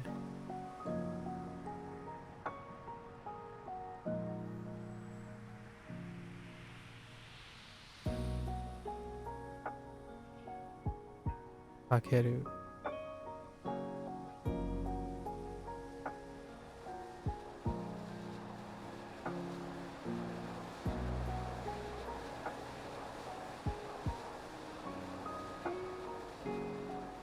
Karui.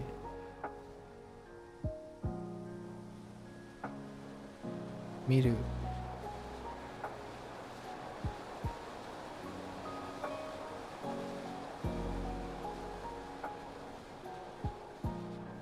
Kuruma. Oops.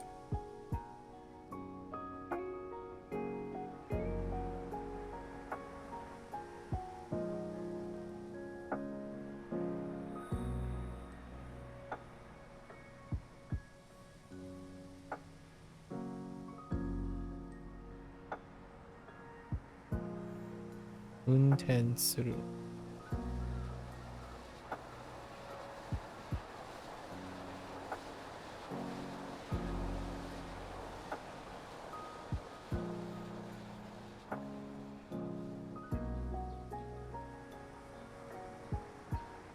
Ai ai.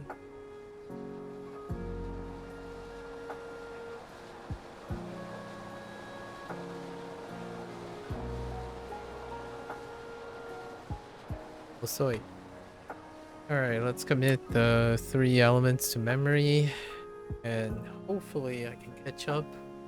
Hour behind. Fine. Okay, so what did I drop?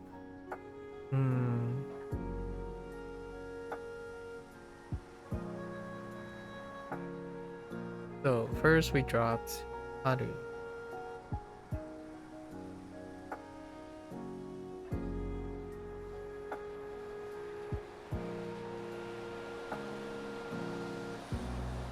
And then I was okay with Agas.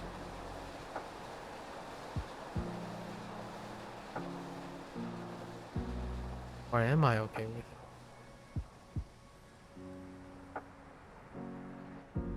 And then Dental Teki. I did wrote tall once, but I wasn't sure where it was. But that's okay. That's coming along. Ninja Ojigisu. I miss Gisu. Minoru was fine. And then Shuko. Shuko is not so funny.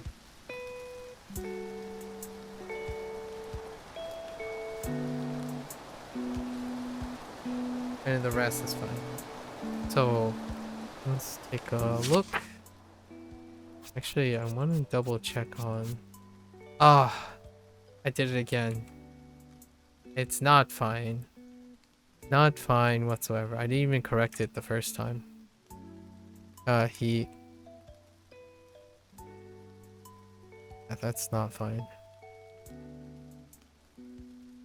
The bottom radical is incorrect. Okay.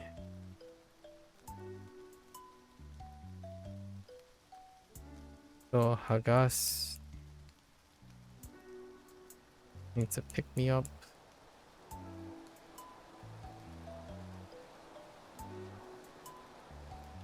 See how much we remember tomorrow. We're really behind. And tomorrow is new set day.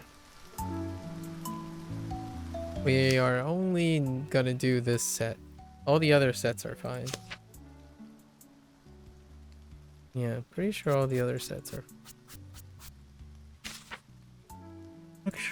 Actually, I kind of want to check on this one.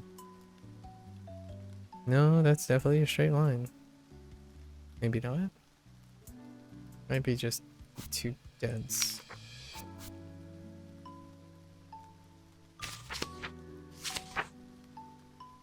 Okay.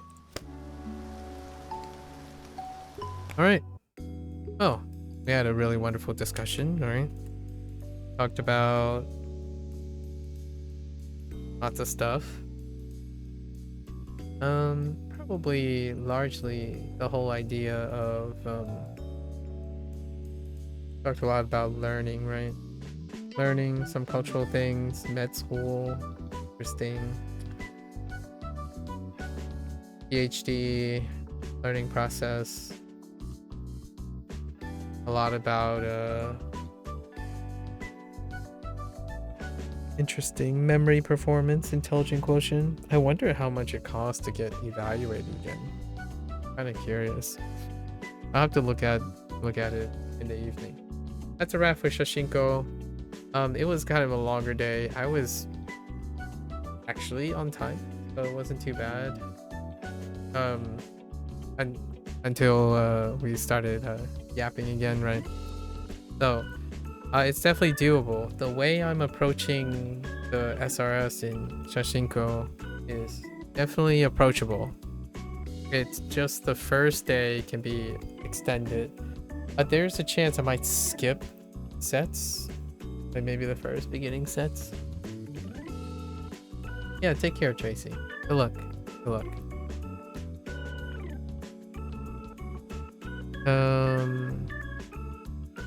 Yeah. So we're gonna switch gears. That's a wrap for Shashingo today. We get new work on new writing things tomorrow. Looking forward to that.